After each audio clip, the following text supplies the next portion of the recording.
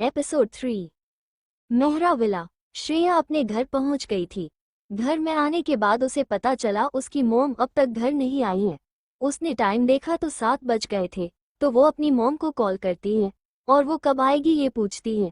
तो उसकी मॉम कहती है, बेटा आज थोड़ा लेट हो जाएगा, 11 बज जाएगा। एक काम करना, आप खाना खाकर सो जाना, मॉम का वेट मत करना बेटा। श्रेया कहती है, ठीक है मॉम, आप भी कुछ खा लेना और अपना ख्याल रखना मॉम, बाय, अब मैं कॉल रखता हूँ। श्रेया की मॉम कहती है, हाँ बेटा मैं अपना ख्याल रख लूंगी, बाय। श्रेया कॉल कट करती है और नित्या आंटी को कहती है कि मॉम को आने में लेट हो जाएगा, मॉम खाना खाकर आएगी तो आप उनका खाना मत बनाना और मेरा खाना मेरे रूम में ही भेज देना। इतना कहकर श्रेया अपने रूम में चली जाती है। वो रूम में आकर फ्रेश होकर अपने कपड़े चेंज करती है और स्टडी टेबल पर जाकर बैठकर अपनी पावर बढ़ाने के लिए जो भी उस शक्तिपुंज ने कहा था वो याद करने लगती है। फ्लैशबैक। जब हॉस्पिटल के सोफे पर श्रेया सो रही थी तभी उसके सपने में एक शक्तिपुंज आता है जो उसे शक्तियां बढ़ाने के बारे में कुछ उपाय बताता है। उसे अपनी पावर बढ़ाने के लिए क्या करना होगा। श्रेया को 18 साल की होने के बाद उसकी पूरी शक्तियां मिल जाएगी और उसी के साथ उसके सामने बहुत से राज खुलने वाले हैं। उस शक्तिपुंज ने श्रेया को बताया था कि उसे आने वाले पूर्णिमा के पहले हिमालय में रहने वाली एक साध्वी से मिलना होगा, जो उसे आगे के बारे में बताएगी, उसे आगे क्या करना है और क्या नहीं। यही नहीं, उसे उस साध्वी को खुद ढूंढना होगा, वो भी आने वाली पूर्णिमा के पहले। पूर्णिमा के बाद उसे पावर हासिल करने में साध्वी ही मदद करेगी। उसी के हाथों वहां पर एक बहुत ही पुण्य का काम होने वाला है। उसी के साथ वो घिरे घिरे अपने सारे सवालों का जवाब वहीं पर पालेगी, लेकिन उसके लिए उसे पहले साध्वी को ढूंढना पड़ेगा, जो कि उसके लिए आसान काम नहीं था। Present time. Shreya study table पर बैठकर साध्वी जी को कैसे ढूंढा जाए यही सोच रही थी, क्योंकि उनके बारे में उसे कुछ पता नहीं था। पर उससे पहले उसे अपनी मॉम की परमिशन लेनी पड़ेगी, क्योंकि उसको 15 दिनों में ही हिमालय की तरफ जाना होगा, तभी तो वो पूर्णिमा तक साध्वी को ढूंढ सकेगी। श्रेया को इस बारे में शिव को भी बताना पड़ेगा, विद रीजन। वो ये सब सोच ही रही थी तभी उसे अपनी जादुई अंगूठी की याद आती है। वो उससे मदद ले सकती है। वो अंगूठी तो 100 साल पुरानी है, उसे बहुत कुछ जानकारी होगी। ये सब सोचकर वो अंगूठी को पुकारने ही वाली थी, पर तभी श्रेया को अपने आप को किसी के बुलाने का एहसास होता है। तब उसे पता चलता है कि आलोक जी यानी कि श्रेया के पापा की आत्मा उससे कांटेक्ट करने की कोशिश कर रही है। श्रेया और आलोक जी की आत्मा एक दूसरे से कांटेक्ट कर सकती है जब दोनों को कोई जरूरी बात एक दूसरे से करनी होगी। ये सब श्रेया की पावर के बदौलत मुमकिन हो पा रहा है। उसी के साथ अंगूठी से मिली आत्माओं की रहस्यमय किताब के कारण श्रेया को आत्मा से कांटेक्ट करने की और कनेक्ट करने की जानकारी हासिल हुई है। इसी के कारण वो और आलोक जी एक दूसरे को कांटेक्ट कर सकते हैं, चाहे वो लोग कितना भी दूर क्यों ना हो। आलोक जी के पास भी अपनी आत्मा वाली शक्ति थी, पर वो उसका अभी कोई उपयोग नहीं कर रहे थे। वो सही टाइम आने पर सही जगह उसका इस्तेमाल करना चाहते थे। श्रेया आलोक जी से कनेक्ट करके उनसे बात करने लगती है। उसे आलोक जी कुछ बताते हैं जिससे श्रेया और भी परेशान हो जाती है। उसे कुछ समझ ही नहीं आता। आलोक जी श्रेया से बातें करके फिर से रेवा, राज और आराधना का पीछा करने चले जाते हैं। इधर जंगल के बीचों बीच एक खंडर जैसी हवेली के सामने 10-12 ब्लैक कार आकर रुकती हैं। कार में से काले कपड़े पहने हुए बॉडीगार्ड बाहर निकलते हैं। कार के सामने हाथ में गन लेकर खड़े हो जाते हैं। बीच की कार से फ्रंट सीट से एक आदमी बाहर निकलता है। वो आदमी जाकर कार की बैक सीट का डोर ओपन करता है। उसमें से एक ब्लैक सूट पहना हुआ आदमी बाहर आता है। उस आदमी के पैरों में ब्रांडेड शूज पहने थे, हाथ में ब्रांडेड वॉच, आंखों पर ब्लैक गॉगल्स, चेहरे पर मास्क लगा था। उसका चेहरा उस मास्क एंड गॉगल के वजह से ढक रहा था, साफ पता नहीं चल रहा था। उसके काले बाल तरीके से सेट किए हुए थे। वो आदमी कार से निकलकर उस खंडर के अंदर चला जाता है। अंदर का नजारा कुछ और ही था। बाहर से खंडर से दिखने वाला अंदर से किसी महल से कम नहीं था। उस आदमी के अंदर जाते ही जो भी लोग अंदर बैठे थे वो खड़े हो जाते हैं और उसके सामने झुककर उसे ग्रीट करते। वो आदमी राजा की तरह उन सब के आगे से जाकर कमरे के बीच में रखे सिंहासन पर जाकर किसी राजा की तरह बैठ जाता है। बाकी सबको अपनी जगह पर बैठने का इशारा करता है। वो लोग बड़ी ही सीरियस फेस के साथ किसी इम्पोर्टेंट बात पर डिस्कशन करते हैं और फिर डे से वो सब वहाँ आए थे ठीक वैसे ही वहाँ से चले जाते हैं। किसी को इस बात की खबर ही नहीं थी कि जंगल के बीच में बने इस खंडर पर क्या हो रहा है। कौन है ये मिस्टीरियस आदमी और उनकी किस बात पर मीटिंग हुई ही, आखिर क्या है इसका मकसद, जानेंगे कहानी के आने वाले अगले चैप्टर में। मेहरा विला। श्रेया आलोक जी की बात सुनकर परेशान हो जाती है। अब उसे इन सब से जल्दी निपटने के लिए अपनी पावर हासिल करना जरूरी था, इसलिए वो अंगूठी की हेल्प लेने की ठान लेती है। तभी उसके रूम का डोर नॉक होता है और बाहर से नित्या आंटी की आवाज आती है जो उसके लिए खाना लेकर आई थी। श्रेया स्टडी टेबल से उठकर डोर खोलती है, नित्या जी को अंदर आने को कहती है। वो खाना सोफे के सामने वाले टेबल पर रखकर चली जाती है। श्रेया पहले ही परेशान थी, उस पर से उसे भूख भी लगी थी, इसलिए उसको कुछ सूझ ही नहीं रहा था, तो वो पहले अपना डिनर करने का सोचती है। वो बाथरूम में जाकर हाथ धोकर आती है और अपना डिनर करती है। डिनर करने के बाद वो अपनी रूम में रखी बेल बजाती है, जिससे एक सर्वेंट आकर बचा हुआ खाना और डिश लेकर चला जाता है। उसी के साथ श्रेया के रूम में दूध का ग्लास रखकर चला जाता है। श्रेया शिव से थोड़ी देर बातें करती है, उसके बाद फोन रख देती है। शिव से बातें करने के बाद वो अच्छा महसूस करती है, उसके परेशान मन को थोड़ी राहत मिलती है। बाद में वो अपने हाथ में जहाँ पर उसने वो अंगूठी पहनी थी वहाँ पर रब करती है। उसी के साथ उसके कानों में अंगूठी की आवाज़ आती है जो उससे कह रही है, हेलो मास्टर, आपने मुझे कैसे याद किया? कुछ काम है मेरे लिए, बोलो, मैं अभी कर देती हूँ। श्रेया अंगूठी से कहती है, मुझे अपनी पावर बढ़ाने के लिए हिमालय में जाकर साध्वी जी से मिलना होगा, वही मेरी पावर बढ़ाने में मदद कर सकती हैं। मुझे उन्हें पूर्णिमा से पहले ढूंढना है, पर मुझे उनके बारे में कुछ भी नहीं पता, मैं कैसे उनको ढूंढूंगी? तुम्हारे पास कुछ उपाय है तो बताओ। अंगूठी श्रेया की बातें सुन के कुछ देर के लिए सोच में पड़ती है। थोड़ी देर बाद वो श्रेया से कहती है, मास्टर वैसे मैंने आपको एक चीज़ नहीं बताई। श्रेया अंगूठी से कहती है, कौन सी चीज़ नहीं बताई तुमने मुझे? अंगूठी श्रेया से कहती है, एक्चुअली मास्टर मैं सिर्फ स्टोर करने के लिए नहीं बट बहुत से और भी काम कर सकती हूँ, पर अभी आपकी शक्ति उतनी नहीं है, इसलिए मैंने आपको नहीं बताया। मेरी और भी बहुत सारी खासियत है, डे से आप अपनी पावर हासिल करेगी वैसे वैसे आपको मेरे बारे में बहुत सी जानकारियाँ मिलेगी। आपको साध्वी जी को ढूंढना है ना, वो मैं कर सकती हूँ, पर अभी मेरी पावर उतनी नहीं है। जैसे जैसे आपकी पावर बढ़ेगी वैसे ही मेरी पावर भी बढ़ेगी और मैं और कैपेबल हो सकती हूँ। आप जब हिमालय चली जाएगी तब जब साध्वी जी आपके 1000 मीटर के अंतर में होगी तो मुझे पता चल जाएगा, इससे आप उन्हें आसानी से ढूंढ सकती हो। श्रेया अंगूठी की बात सुनकर ठीक है कहती है। उसी के साथ वो अंगूठी से बोलती है, तो हमें अगले पूर्णिमा से पहले वहां पर जाना होगा। अभी हमारे पास 15 दिन है, उसके बाद हम हिमालय के लिए प्रस्थान करेंगे। अंगूठी श्रेया से कहती है, ठीक है मास्टर, अब मैं चलती हूँ आराम करने, आने वाले दिनों में मुझे बहुत काम करना होगा, तो मेरी नींद का कुछ पता नहीं, मुझे मिलेगी भी या नहीं, तो अभी मैं सोने जा रही हूँ। Good night master. उसी के साथ अंगूठी श्रेया के हाथ में गायब हो जाती है। श्रेया अंगूठी की बातें सुनकर ना मैं अपना सर हिलाती है, वो भी सोने के लिए बेड पर चली जाती है, क्योंकि 12 बज गए थे और उसे कल सुबह शिव से भी मिलना जन था। अगर वो अभी नहीं सोई तो कल उसके आंखों के नीचे ब्लैक सर्कल आ जाएंगे और अगर शिव ने इसका कारण पूछा तो वो क्या कहेगी, उससे वो झूठ तो बोल नहीं पाएगी, इसलिए वो इससे अच्छा सोने के लिए चली जाती है। थोड़ी ही देर में वो गहरी नींद में चली जाती है। City hospital. शिव के वार्ड में शिव बैठा ऑफिस के कुछ डॉक्यूमेंट्स पढ़ रहा था। थोड़ी देर डॉक्यूमेंट्स चेक करके उन पर साइन करके उन्हें बेड के साइड टेबल पर रखता है। उसके बाद शिव अपना डिनर करके दवाई लेकर सो जाता है। यूएसए। रात के करीब 2 बजे यूएसए में एक 5 स्टार होटल के एक रूम में रेवा और राज एक आदमी से बात कर रहे थे, जो कि यही कुछ 45 एज का आदमी होगा। उसने अपना पूरा फेस ब्लैक मास्क से कवर किया था। रेवा उस आदमी से कहती है, कब तक आप अपना चेहरा सबसे छुपाकर रखने वाले हो? रेवा के बोलने पर वो आदमी अपने चेहरे पर गंभीर एक्सप्रेशन के साथ कहता है, अभी सही समय नहीं आया है, जब सही समय आ जाएगा तब मैं अपना चेहरा भी नहीं छुपाऊंगा और सबके सामने भी आ जाऊंगा।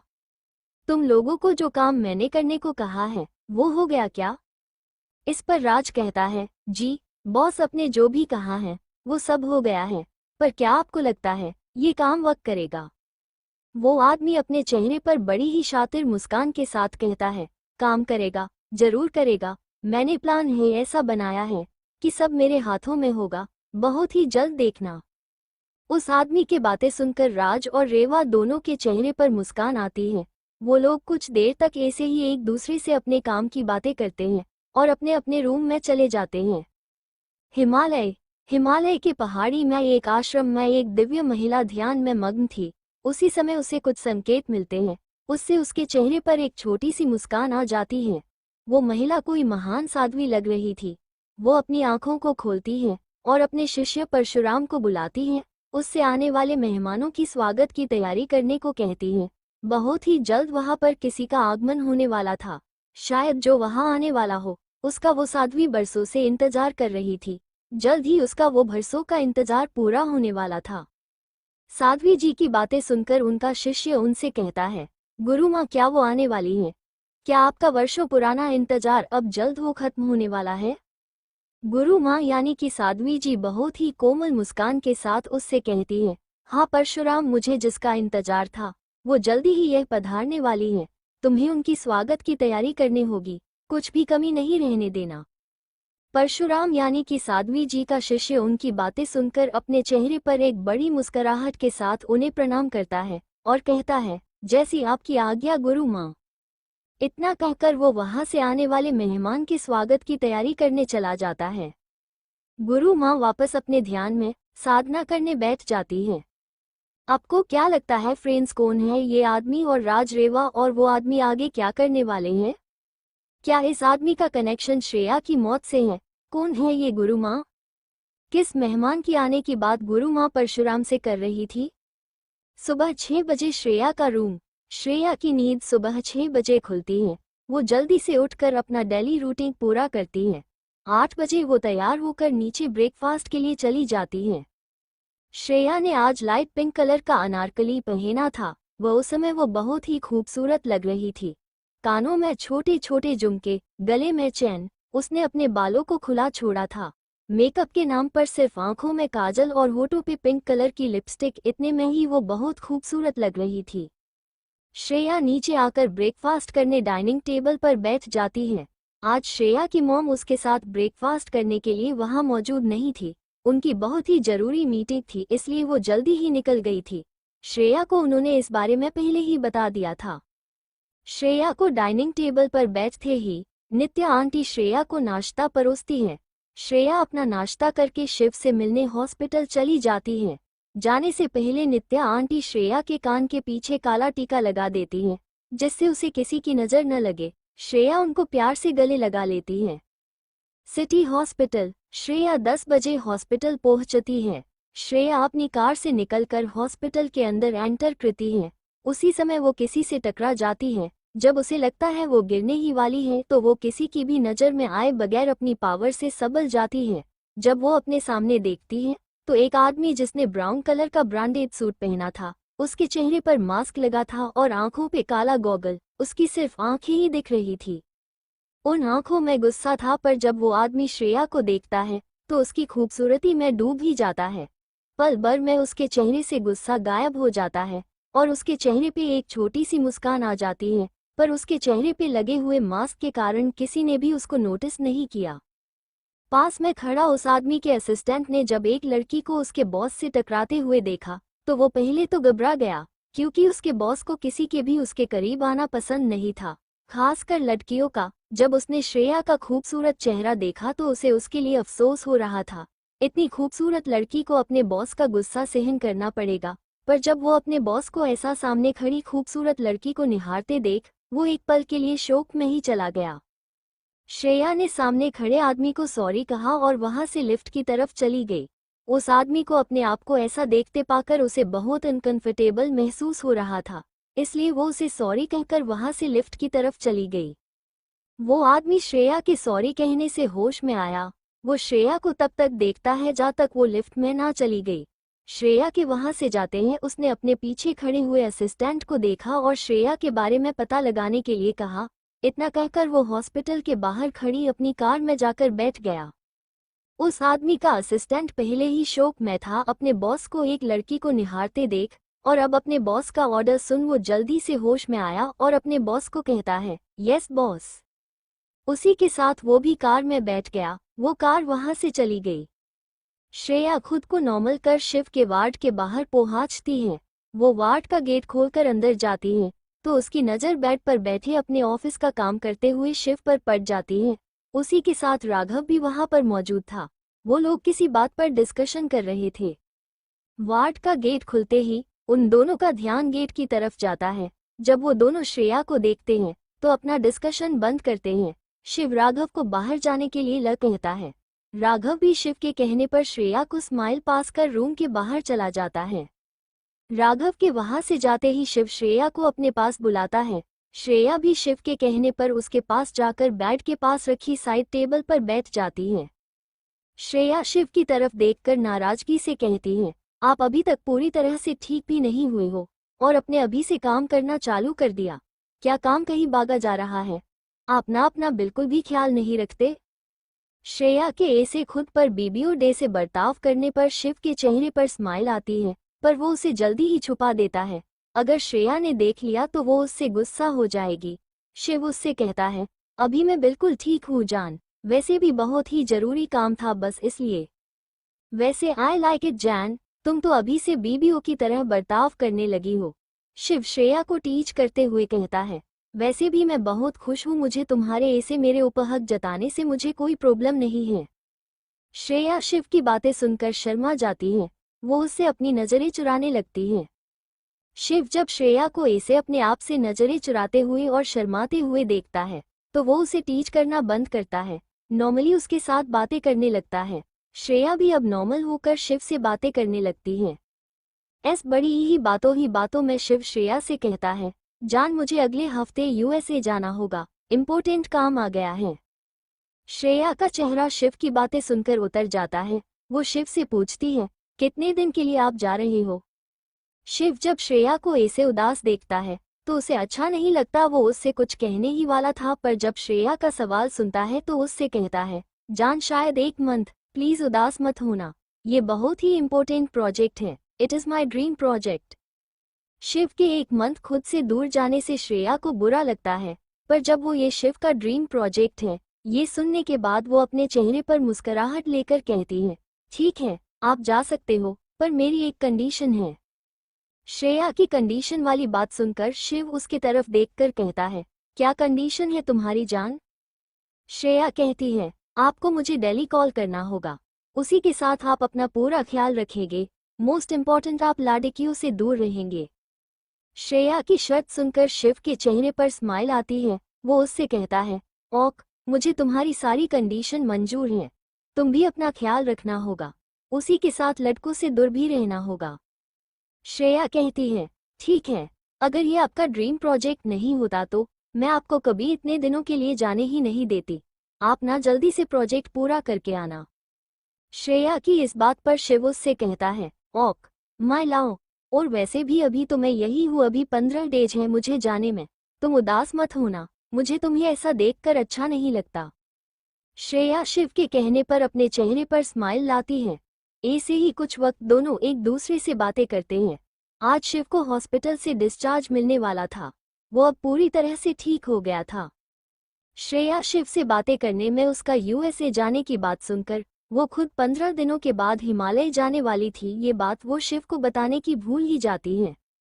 यूएसए के सड़कों पे एक ब्लैक मर्सिडीज चल रही थी। उसके आगे और पीछे ब्लैक कलर की ही 3 कार थी। वो कार और किसी की नहीं, उस ब्लैक कार में बैठे हुए आदमी के बॉडीगार्ड की थी। वो कार में बैठा हुए आदमी और कोई नहीं, एक अधेड़ उम्र का आदमी था जिसने अपने चेहरे पर ब्लैक मास्क और ब्लैक गॉगल पहने हुए थे। वो रेवा और राज के साथ कार में बैठकर किसी जगह पर जा रहा था। उनकी कार एक आलीशान विला के आगे रुक गई। वो विला के चारों ओर टाइट सिक्योरिटी थी। कार रुकते ही तीनों कार से निकल उस विला के अंदर चले जाते हैं। विला के अंदर आराधना कपूर उन तीनों का आने का बेसब्री से इंतजार कर रही थी। उन तीनों के विला में एंटर करते ही आराधना उनके पास जाकर उनसे कहती है, क्या काम हो गया? इस पर वो तीनों अपने चेहरे पर बड़ी एक मुस्कान के साथ हाँ में सर हिलाते हैं। उनके हाँ कहने पर आराधना कपूर के खुशी का कोई ठिकाना ही नहीं था। वो भी खुश हो जाती हैं और उस मास्क पहने हुए अधेड़ उम्र के आदमी को गले लगा लेती हैं। वो आदमी भी उसे मुस्कराते हुए गले लगा लेता है। इंडिया। हॉस्पिटल से निकलने के बाद जो अनजान आदमी थोड़ी देर पहले श्रेया से टकराया था, उसकी कार एक बड़ी सी बिल्डिंग के आगे आकर रुकती है, जो कि एक 14 फ्लोर की कंपनी की बिल्डिंग लग रही थी। कार से उतरकर वो आदमी उस बिल्डिंग में एंटर करता है। उसी के साथ उसका असिस्टेंट और बॉडीगार्ड भी थे। बिल्डिंग में एंटर करते ही वहां पर काम करने वाले एम्प्लॉय उसे देखकर ग्रीट करते हैं। वो आदमी बस अपना सिर हिला देता है। अपनी प्राइवेट लिफ्ट में जाकर 14 फ्लोर का बटन दबा देता है। लिफ्ट 14 फ्लोर पर रुकने के बाद वो अपने केबिन में चला जाता है। मेहरा कॉर्पोरेशन। श्रेया की मॉम अपने केबिन में कुछ डॉक्यूमेंट पढ़ रही थी। उसी वक्त उसकी असिस्टेंट प्रिया अंदर आती है और उनसे कुछ कहती है, जिसे सुनने के बाद उनके चेहरे पर परेशानी के भाव आ जाते हैं। वो जल्दी से अपने केबिन से निकल के कंपनी से बाहर निकलकर अपनी कार में बैठकर कहीं चली जाती हैं। रॉय इंडस्ट्री। अनजान आदमी जो थोड़ी देर पहले श्रेया से हॉस्पिटल में टकराया था, हॉस्पिटल से निकलने के बाद वो जिस बिल्डिंग में गया था वो और कोई नहीं बल्कि रॉय इंडस्ट्री का सीईओ है। उसका नाम आदित्य रॉय है। रॉय इंडस्ट्री इंडिया में टॉप 2 में है। सिंघानिया इंडस्ट्री के बाद इंडिया में सबसे बड़ी रॉय कॉर्पोरेशन है। आदित्य रॉय हमेशा ही अपने चेहरे को मास्क के पीछे छुपा के रखता है। उसके पीछे भी एक वजह है। आदित्य रॉय दिखने में किसी हीरो से कम नहीं। काली आंखें, ब्राउन बाल, गोरा रंग, इनके लुक किसी बॉलीवुड के हीरो को भी पीछे छोड़ दे, पर शिव से कम हैंडसम है। आदित्य रॉय अपने केबिन में बैठकर एक फाइल पढ़ रहा था। तभी उसका असिस्टेंट अंदर आता है। आदित्य से कहता है, बॉस, हमारी यूएसए वाली ब्रांच में कुछ प्रॉब्लम आ रही है। कंपनी का डाटा वहां से लीक हो रहा है। ये सब कौन कर रहा है, कुछ पता नहीं चल रहा है। अब आपको वहां पर जाना होगा, नहीं तो बहुत नुकसान होगा। अपनी असिस्टेंट की बात सुनकर आदित्य रॉय बड़े ही सीरियस फेस के साथ उससे कहता है, ठीक है, यूएसए जाने की तैयारी करो, हम कल ही वहां जा रहे हैं। सबको इन्फॉर्म करो और मुझे हर एक जो शक के घेरे में है उसकी पूरी इन्फॉर्मेशन चाहिए। उसका असिस्टेंट उसकी बात सुनकर कहता है, जी बॉस, सब हो जाएगा। असिस्टेंट के और कुछ बोलने से पहले ही आदित्य स्ट्रिक्ट टोन में कहता है, गलती की कोई गुंजाइश नहीं होनी चाहिए। असिस्टेंट के चेहरे पे पसीने की बूंद आ जाती है। वो जी बॉस के कर वहां से चला जाता है। आदित्य के केबिन के बाहर आकर वो एक राहत की सांस लेता है और खुद से ही कहता है, बच गया आज तो, नहीं तो पता नहीं सर का गुस्सा कहाँ पर फूटता। चल वरुण, लग जा काम पर। आदित्य रॉय के असिस्टेंट का नाम अरुण है। ये और आदित्य एक ही कॉलेज में पढ़ते थे। आदित्य और इसकी मुलाकात कॉलेज वी में ही हुई थी। दोनों बच्चे दोस्त हैं, पर ऑफिस में आदित्य सिर्फ इनका बॉस और ये आदित्य के assistant. City hospital. Shreya Shiv के साथ लंच करती है। उसके बाद वो शिव को अपना ख्याल रखने को कहकर मेहरा विला चली जाती है। श्रेया के जाने के बाद शिव भी अपना डिस्चार्ज लेकर सिंघानिया विला चला जाता है। मेहरा विला। श्रेया की कार मेहरा विला के सामने आकर रुकती है। वो कार से उतरकर विला के अंदर चली जाती है। तभी अचानक उसके आंखों के सामने कुछ सीन आ जाते हैं, जिसमें वो अपनी मॉम को देखती है। उसकी मॉम कार ड्राइविंग कर रही थी। उनके चेहरे पर परेशानी साफ नजर आ रही थी। वो बहुत ही घबराई हुई नजर आ रही थी। उनकी कार एक बड़े से घर आगे रुकती है। वो घर बाहर से दिखने में बहुत ही खूबसूरत लग रहा था, अंदर से तो और भी ज्यादा खूबसूरत और मॉडर्न था। उस घर में रोज की जरूरत की सारी चीजें थी। श्रेया देखती है, उसकी मॉम उस घर में एंटर होकर एक कमरे में चली जाती है, जहां पर एक आदमी बेड पर लेटा था। वो कमरा पूरा का पूरा हॉस्पिटल के रूम की तरह था। उस आदमी को ऑक्सीजन मास्क लगा हुआ था। उसकी कंडीशन बहुत ही सीरियस लग रही थी। श्रेया आगे अपनी मॉम की कुछ बातें सुन पाती या उस आदमी को देख पाती। उसके आगे से वो सीन अचानक गायब हो गया। श्रेया को अचानक अपने अंदर बहुत ही कमजोरी महसूस होने लगी। वो जल्दी से अपने रूम में जाके बेड पर लेट गई। लेटते ही वो गहरी नींद में सो गई। रात के 9 बजे शहर के बाहर के सुनसान जगह पर एक कार आकर रुकती है। उस कार से शिव बाहर निकलता है। उसके साथ उसका असिस्टेंट राघव और राहुल था, साथ में ही उसके बॉडीगार्ड भी। वो कार से निकल के सामने के विला में एंटर करते हैं। वो विला दिखने में एकदम साधारण था, पर अंदर से किसी लग्जरियस होटल से कम नहीं था। शिव, राहुल एंड राघव उस विला में एंटर करते हैं। उसके बाद वो लोग उस विला के ग्राउंड फ्लोर पर बने एक रूम में चले जाते हैं। वो रूम दिखने में एकदम साधारण ही था। राघव उस रूम में मौजूद बेड को हिलाता है तो उस बेड के नीचे एक डोर दिखता है। राहुल उसको खींचता है तो वहां से नीचे जाने के लिए सीढ़ियां सामने आती हैं। वो लोग एक एक करके उस अंडरग्राउंड रूम में चले जाते हैं। उनके नीचे जाते ही वो रूम पहले जैसा हो जाता है। जो बेड थोड़ी देर पहले राघव ने सरकाया था वो वापस अपने असली जगह पर आ जाता है। शिव, राघव और राहुल उस अंडरग्राउंड रूम में आ जाते हैं। उस रूम में बहुत ही अंधेरा था, ठीक से कुछ भी दिखाई नहीं दे रहा था। राहुल उस रूम की लाइट ऑन करता है तो पूरे रूम में उजाला हो जाता है। उस रूम में एक चेयर पर एक आदमी बहुत ही बुरी तरह से जख्मी हालत में बंधा हुआ था। ऐसे लग रहा था उसे बहुत ही बुरी तरह से किसी ने टॉर्चर किया था। रूम में उजाला होने के कारण वो आदमी रोशनी की वजह से अपनी आंखें खोलने की कोशिश करता है। अपनी आंखों को खोलकर देखता है तो इसके सामने शिव अपने चेहरे पर ब्लैक मास्क लगाया हुआ था। उसके साथ ही राघव और राहुल ने भी मास्क लगाया था। वो आदमी जब शिव को दिखता है तो उसके आंखों में डर साफ नजर आ रहा था। वो डर कर कांपने लगा था। वो डरते हुए कहता है, अंडरवर्ल्ड किंग यहाँ पर क्या कर रहा है? मुझे तो आर्मी वालों ने पकड़ा था ना? तो फिर? राघव उसकी बातों पर उसे जवाब देता है, हाँ अंडरवर्ल्ड का किंग, तूने सही पहचाना। वैसे भी तुझे आर्मी ने ही पकड़ा है, पर किंग ये कैसे ये तू जान पाए उतनी तुम्हारी हैसियत नहीं है। तुमको तो सिर्फ ड्रग वेपन्स जैसे इल्लीगल काम आते हैं जिससे हमारा देश खतरे में आए, यही ना? पर हमारे होते हुए ये कभी नहीं हो सकता है।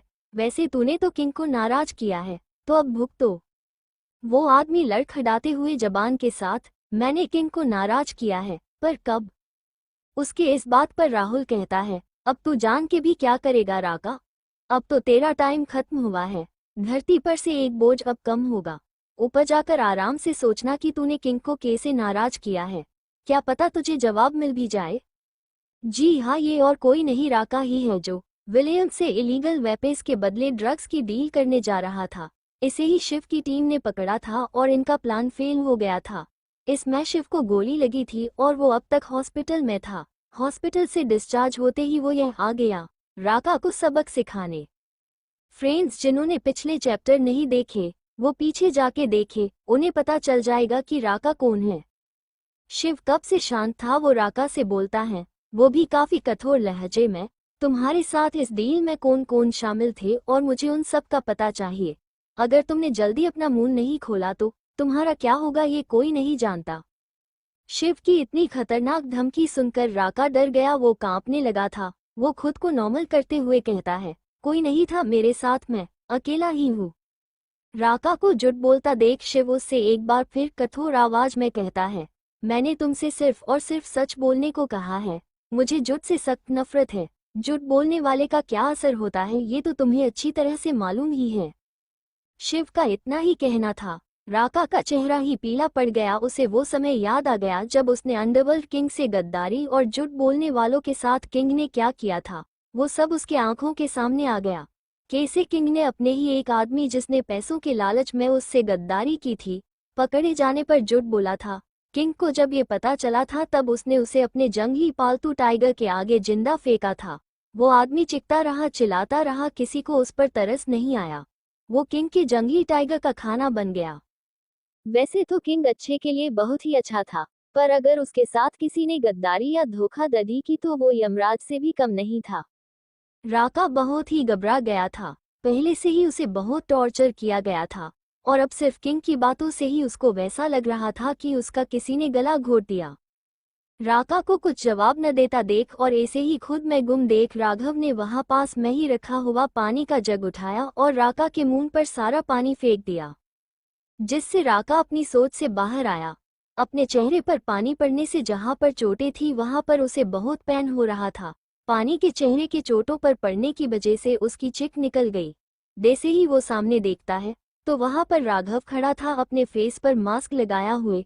फिर भी राका को पता चल गया ये किंग का राइट हैंड है और राहुल लेफ्ट। अगर अंडरवर्ल्ड में किंग के बाद कोई खतयानक था तो ये दोनों, इनसे सभी डरते थे। इन दोनों को सब वुल्फ के नाम से जानते हैं। राघव जब देखता है राका अपने होश में है तो उसका जबड़ा पकड़कर बड़े ही गुस्से से कहता है, समझ नहीं आ रहा है क्या तेरे को किंग ने क्या कहा? अब जड़ी से बता दे कौन है तुम्हें मदद कर रहा है। ये सब तुम्हारे पीछे चुपके बैठा है, बोल जल्दी। राका घबरा के कहता है, किंग, मुझे उसके बारे में कुछ नहीं पता, मेरी उससे सिर्फ फोन पर ही बातें होती थी। थोड़ा रुक कर कहता है, वो यूएसए से ये सब कर रहा है, मुझे बस इतना ही पता है। प्लीज मुझे छोड़ दो, मैं ये सब काम छोड़ दूंगा, आगे से ऐसा कुछ नहीं करूंगा।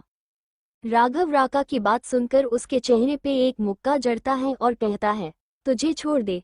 वैसे भी एक बार शेर के मुंह में खून लगने के बाद उसको रोकना नामुमकिन है। बिल्कुल उसी तरह तुझे छोड़ने के बाद तू फिर से ये सब शुरू करेगा। राघव के राका के चेहरे पर मुक्का जड़ने से उसके मुंह से खून निकलने लगता है। उसे बहुत दर्द हो रहा था। वो दर्द भरी आवाज में शिव की तरफ देखता है, जो कि अब तक शांत किसी राजा की तरह पास में लगी चेयर पर बैठकर सब देख रहा था। उसका ऑरा बहुत ही खतरनाक था। शिव की तरफ देखकर घिड़घिड़ाते हुए राका कहता है, किंग, मुझ पर भरोसा करो, मैं सच में ये सब छोड़ दूंगा, प्लीज मुझे जाने दो। उसकी इस बात पर अब तक शांत बैठा राहुल बड़ी ही गुस्से के साथ उससे कहता है, भरोसा, और वो भी तुझ पर? ये बातें तुझ पर शोभा नहीं देती राका। जो अपने सगे भाई का न हो सका वो हमारा क्या होगा? Underground room. राका जब राहुल की बातें सुनता है तो अपना सर शर्म से झुका देता है। उसे वो सब याद आने लगता है जो उसने उसके सगे भाई के साथ किया था। राका के बड़े भाई का नाम श्याम था, जिसने अपनी मेहनत से एक छोटा सा स्टार्टअप शुरू किया था जो कि अब एक बड़ी कंपनी में बदल गया था। राका उस टाइम पर कुछ कम नहीं किया करता था। वो जिस भी काम में पैसे लगता वो सब डूब जाता। उसे ड्रग्स, दारू की लत लग गई थी। इस सब से उसकी फैमिली उससे तंग आ गई थी। जब वो अपने भाई को इतनी तरक्की करता देखता है तो उसे उससे जलन होने लगती है। वो सुधारने का नाटक करने लगता है और अपने भाई की कंपनी में जॉब करने लगता है। उसके भाई को भी लगता है वो सुधार रहा है, पर उसे कहाँ पता राका उसके साथ धोखा कर रहा है। राका ने अपने भाई की कंपनी की आड़ में इल्लीगल काम करना शुरू कर दिया। उसने अपने भाई के नाम पर बहुत सा पैसा भी लाइन ले रखा, भाई को बिना पता लगाए। जब ये सब घोटाला सामने आया तो राका ने अपने हाथ पीछे ले लिए और अपने ही सगे भाई को इन सब में फंसा दिया। उसका भाई चीख कर कह दिया रहा था, मैंने ऐसा कुछ नहीं किया, मैं निर्दोष हूँ, पर सारे सबूत उसके खिलाफ होने से उसे जेल हो गई। उसके घर में जब ये सब पता चला तो उसकी मॉम ये सब से नहीं पाई और हार्ट अटैक की वजह से उनकी डेथ हो गई। जब इस सब के पीछे राका का ही हाथ है, ये सब उसके पापा को पता चला तो वो उसे जेल में डालने के लिए पुलिस स्टेशन में सारे सबूतों के साथ जा रहा थे। तभी राका ने उनका एक्सीडेंट करके उनको मार डाला। जब ये सब श्याम को पता चला तो वो ये सब बर्दाश्त ही नहीं कर पाया। उसने जेल में ही सुसाइड कर दिया था। राका को ऐसे अपना सिर नीचे करते हुए देखकर राघव आगे आकर उससे कहता है, अरे अब सर नीचे करने से क्या फायदा, तूने तो अपने सगे बाप और भाई को नहीं छोड़ा, तो उनका न हो सका तो हम तुझ पर कैसा भरोसा करे? राहुल कहता है, कुत्ते की दुम उल्टी ही रहती है, वो कभी सीधी नहीं होती। तेरा भी बिल्कुल उसी की तरह है। अब जल्दी से अपना मुंह खोल, सच सच बता जल्दी। इतना कहकर उसने राका को 2-4 गुस्से जड़ दिए। इतनी देर से सब देख रहा शिव यानी कि किंग आगे आकर राका के सामने खड़ा होता है और उससे बड़ी ही खतरनाक ढंग से कहता है, कौन है तेरे पीछे, उसका नाम बता और वो इस समय कहाँ है। तुझे कैसे पता वो यूएसए में से तुझे कॉल आते हैं, बोल जल्दी। शिव की बातें सुनते ही राका की रीढ़ की हड्डी कांपने लगी। उसका पूरा चेहरा पसीने से भर गया। उसे पता चल गया था अब उसके पास सच बताने के अलावा कोई और चांस नहीं है। अगर किंग अपने पर आ गया तो उसे तड़पा तड़पा के मारेंगे। वैसे भी वो अभी इस हालत में नहीं था कि और दर्द सहन कर सके, इससे तो अच्छा उसे मरना पसंद था। राका किंग की तरफ देखकर अपनी कांपती हुई जबान के साथ कहता है, किंग, वो मैं एक डील के लिए उससे मिलने गया था, तब मेरी उससे पहली बार मुलाकात हुई। इससे पहले हम बस कॉल पर ही बातें करते थे, पर मैंने उसका चेहरा नहीं देखा। उसने अपने चेहरे पर ब्लैक मास्क लगाया था, उसके साथ उसके आंखों पर भी काला चश्मा था। वो करीब 45 के आंच का होगा। राका थोड़ी देर रुककर गहरी सांस लेकर आगे कहता है, उसका ऑरा बहुत ही खतरनाक था। उसने ही मुझे ये डील विलियम के साथ करने के लिए कहा था। उसके बाद वो इंडिया में वो बहुत ही बड़ा कुछ करने वाला है। मुझे इसके बारे में कुछ जानकारी नहीं है। डील सही तरह से होने के बाद वो मुझे बताने वाला था। वो मुझे जब भी कांटेक्ट करना हो तो ही बार अलग अलग नंबर से कॉल करता था। किंग, मुझे उसके बारे में बस इतना ही पता है, वो जो भी करता है वो सब यूएसए में रहकर ही करता है। उसके आदमी हर जगह पर फैले हुए हैं। राका की बातें सुनकर शिव किसी गहरी सोच में जाता है। उसे तो बस यही ट्रिगर कर रहा था कि वो आदमी जो कोई भी है वो बहुत जल्द इंडिया में कुछ बड़ा करने वाला है।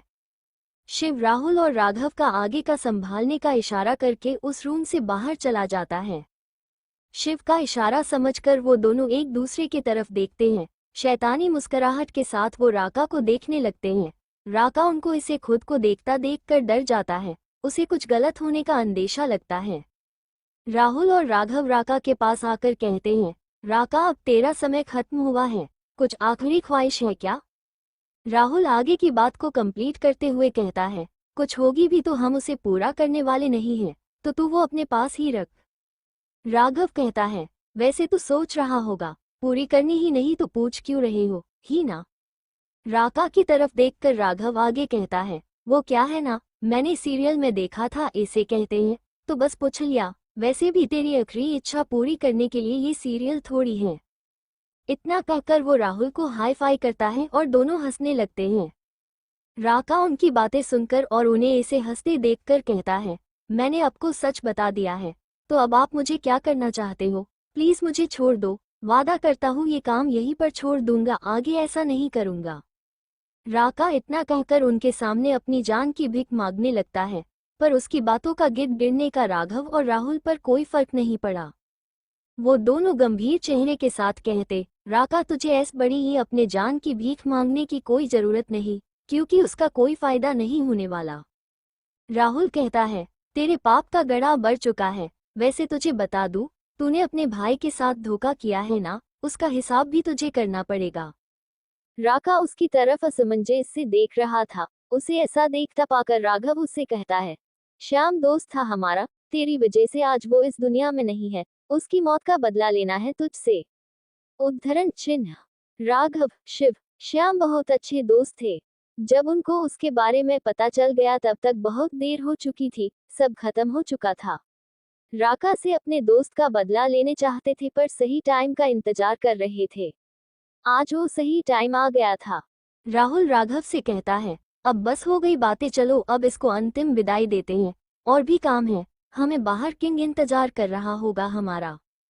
इतना कहकर वो उस अंडरग्राउंड में ही बने दूसरे रूम में उनके जो गार्ड हैं उन्हें बुलाते हैं और राका को उठाने को कहते हैं। वो गार्ड भी उनका ऑर्डर फॉलो करते हुए राका को उठाकर पास वाले कमरे में ले जाते हैं।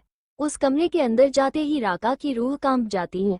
उस रूम में पहले ही 2 लोगों को टॉर्चर करके उल्टा लटकाया गया था, उनमें बस थोड़ी ही जान बची होगी। राका को वहां पर ले जाकर एसिड से भरे कंटेनर में ढाला जाता है। एसिड भरे कंटेनर में राका को डालते ही उसकी दर्दनाक चीखें निकल जाती हैं। थोड़ी ही देर में राका की पूरी बॉडी उस एसिड की वजह से गल जाती है। उसी के साथ उसकी चीखें भी शांत हो जाती हैं। राका दुनिया को अलविदा कह गया था। राका को ठिकाने लगाकर राहुल और राघव उस अंडरग्राउंड एरिया से निकल जाते हैं। आपको मैं बता दूं फ्रेंड्स, ये अंडरग्राउंड एरिया में आने का रास्ता जो है वो शिव, राघव, राहुल के लिए अलग और उनके गार्ड के लिए अलग है। गार्ड को शिव, राहुल और राघव कहाँ से आते और कहाँ जाते हैं ये नहीं पता। मेहरा विला। श्रेया अपने रूम में गहरी नींद में सोई हुई थी। वो रात को डिनर के लिए भी नहीं उठी। नित्या आंटी जब उसे डिनर के लिए बुलाने आती हैं, तब श्रेया को वो उसी कपड़े में सोती देखती हैं जो उसने हॉस्पिटल से आते वक्त देखे थे। उन्हें लगा शायद वो बहुत ही ज्यादा थक गई होगी, इसलिए उसने कपड़े भी नहीं चेंज किए, आते ही सो गई। नित्या आंटी श्रेया को उठाने ही वाली थी, पर जब वो उसे इतनी आराम से सोते देखती है तो उनका उसे उठाने का मन ही नहीं होता। वैसे भी श्रेया को उसकी नींद बहुत प्यारी थी। अगर उसकी नींद पूरी न हो तो वो चिड़चिड़ी हो जाती है, इसलिए नित्या आंटी उसे नहीं उठाती। वो उसके माथे पर एक छोटा सा किस कर उसे अच्छे से कंबल से ढककर एक्ट की स्पीड नॉर्मल करके रूम का डोर लगाकर नीचे चली जाती हैं। किचन में जाकर वो श्रेया का खाना फ्रिज में रखती हैं, ताकि श्रेया की जब नींद खुले और उसे भूख लगे तो वो नीचे आकर खाना खा सके। वो भी अपना डिनर करके सोने चली जाती हैं। श्रेया की मॉम ने उन्हें पहले ही कॉल करके बता दिया था कि वो आज घर नहीं आएगी, उनको कुछ इम्पोर्टेंट काम है। उनने श्रेया को भी कॉल किया था पर उसने उनका कॉल नहीं उठाया। उन्हें लगा उसका फोन साइलेंट पर होगा, इसलिए उनने ये बात नित्या आंटी को बता दी। अगर उनका कॉल नहीं लगा तो श्रेया फिर से परेशान हो जाएगी।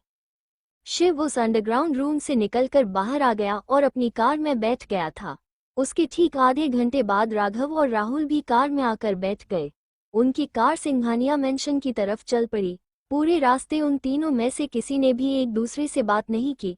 उन तीनों के मन राका की बातें जो उसने थोड़ी देर पहले कही थी वही गुम रही थी। आखिर इंडिया में वो जो इंसान राका का बॉस है वो क्या करने वाला था। 2 घंटे बाद कार सिंघानिया मेंशन के बाहर आकर रुकती है। कार के रुकते ही शिव कार से बाहर निकलकर अपने कमरे में चला जाता है। राघव और राज भी अपने अपने रूम में सोने चले जाते हैं। राज और राहुल का अलग अलग रूम मेंशन में था। जब वो यहाँ रुकते तो उसी रूम में ठहरते। शिव अपने रूम में आकर बेड पर बैठ जाता है। वो बहुत ही परेशान हो गया था। उसे कुछ समझ ही नहीं आ रहा था अब क्या करना है। उसने अपना फोन निकाला श्रेया से बात करने के लिए, लेकिन घड़ी देखी तो उसने 2 बजे है। तो उसने अपना फोन वापस बेड के साइड टेबल पर रखा। वो श्रेया की नींद खराब नहीं करना चाहता था इतनी रात को उसे फोन करके। वो बेड से उठकर बाथरूम में गया। फ्रेश होकर अपने कपड़े चेंज कर लिए थे। उसने बहुत ही कंफर्टेबल नाइट सूट पहना था। वो जाकर बेड पर लेट गया। थोड़ी देर में ही वो गहरी नींद में सो गया। दवाई के असर से और आज दिन भर की भागदौड़ से वो बहुत थक गया था। उसे जल्दी ही नींद आ गई। Next morning Mehra villa. Shreya की नींद सुबह 6 बजे खुलती है। वो जल्दी से उठकर अपने बेड पर बैठ जाती है। जब वो दीवार पर लगी घड़ी पे टाइम देखती है तो वो शॉक हो जाती है। वो खुद से ही कहती है, कल मुझे वो सब दिखा, उसके बाद मुझे बहुत कमजोरी आई और रूम में आते ही मैं सो गई थी। अभी सुबह के 6 बज रहे हैं, मैं इतनी देर तक कैसे सो सकती हूँ। तभी उसे अपनी मॉम की याद आती है। वो खुद से ही कहती है, मॉम कहाँ है। वो इतनी डरी हुई परेशान क्यों लग रही थी। वो किस आदमी से मिलने गई थी। मुझे तो उसका चेहरा भी ध्यान से नहीं दिखा। कुछ देखने से पहले ही मुझे बहुत कमजोरी महसूस हो गई और मैं रूम में आते ही सो गई थी। शायद ये सब मेरी अधूरी पावर के वजह से था। अब मुझे जल्दी ही अपनी सारी पावर हासिल करनी होगी। पूर्णिमा के पहले मुझे साध्वी जी को भी ढूंढना है, तभी मैं उनकी मदद से सारी पावर हासिल कर पाऊंगी। उसके बाद मुझे राज, रेवा और आराधना की मदद करने वाले उस मास्टरमाइंड को भी सबक सिखाना है। पापा को अब तक उसके बारे में पता चल चुका होगा। इतना वो अपने मन में वो खुद से ही कहती है। तभी उसे अपनी मॉम का ख्याल आता है। वो जल्दी से बेड से उठकर अपने रूम से बाहर जाकर अपनी मॉम की तरफ चली जाती है। श्रेया उसकी मॉम के रूम का डोर नॉक करती है पर कोई रिस्पॉन्स नहीं देता तो वो अपनी मॉम को आवाज देती है, पर तभी कोई आवाज नहीं आती। तो वो खुद से ही कहती है, मॉम तो सुबह जल्दी ही उठ जाती है, तो आज आवाज क्यों नहीं दे रही है। इतना कहकर वो मॉम के रूम का डोर जरा जोर से पुश करती है तो वो खुल जाता है। तो श्रेया रूम में चली जाती है पर उसे अंदर कोई नहीं देखता। तो वो एक बार बाथरूम चेक करती है पर वहां पर भी उसकी मॉम उसे नहीं दिखती। तो वो अपनी मॉम के रूम से निकलकर नीचे हॉल में आकर अपनी मॉम को आवाज लगाती है। हॉल में सफाई कर रही नित्या आंटी जब उसकी आवाज सुनती है तो वो श्रेया के पास जाकर उसे कहती है, क्या हुआ बेटा, आपको कुछ चाहिए। श्रेया नित्या आंटी की बात सुनकर उनसे कहती है, आंटी मॉम कहाँ है। मैं उनके रूम में गई थी, वहां पर वो नहीं थी और अभी आवाज लगा रही हूँ तभी वो कोई रिस्पॉन्स नहीं दे रही है। इस पर नित्या आंटी उससे कहती है, बेटा वो मैडम जी तो रात को घर नहीं आई थी, उनको कुछ इम्पोर्टेंट काम आ गया था। उनने आपको कॉल किया था पर आपने कॉल ही नहीं उठाया, तो उनने मुझे बता दिया ताकि आप परेशान ना हो। मैं आपको बताने आई थी आपके रूम में और आपको डिनर करने बुलाने भी, पर आप सो रही थी तो मैंने आपको डिस्टर्ब नहीं किया। श्रेया उनकी बात सुनकर उनसे कहती है, ठीक है आंटी, मॉम ने बताया कि वो कब तक आएगी। नित्या आंटी कहती है, शाम तक आएगी ऐसा कहा था मैडम ने। इस पर श्रेया कहती है, ओक आंटी, आप ना आज नाश्ता जल्दी कर देना, मुझे बहुत भूख लगी है, मैं जल्दी से फ्रेश होकर आती हूँ। श्रेया की बात पर नित्या आंटी हाँ कहकर किचन में चली जाती है। उनके वहां से जाते ही श्रेया भी अपने रूम में चली जाती है। रूम में आकर वो अपनी मॉम और उस आदमी के बारे में ही सोच रही थी। उसे कुछ समझ नहीं आ रहा था। वो इस बारे में शाम को अपनी मॉम से ही पूछना बेहतर समझती है। उसके बाद वो फ्रेश होने बाथरूम में चली जाती है। फ्रेश होकर वो अपना ड्रेस चेंज कर जल्दी से नीचे ब्रेकफास्ट करने चली जाती है। उसने रात को डिनर नहीं किया था, इसलिए उसे बहुत भूख लगी थी। इसी वजह से उसका दिमाग भी काम नहीं कर रहा था।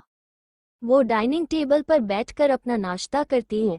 पेट भरकर नाश्ता करने के बाद वो अपने रूम में आती है। उसी समय उसका फोन बजता है। वो फोन हाथ में लेकर कॉलर आईडी देखती है तो उस पर शिव का नाम फ्लैश हो रहा था।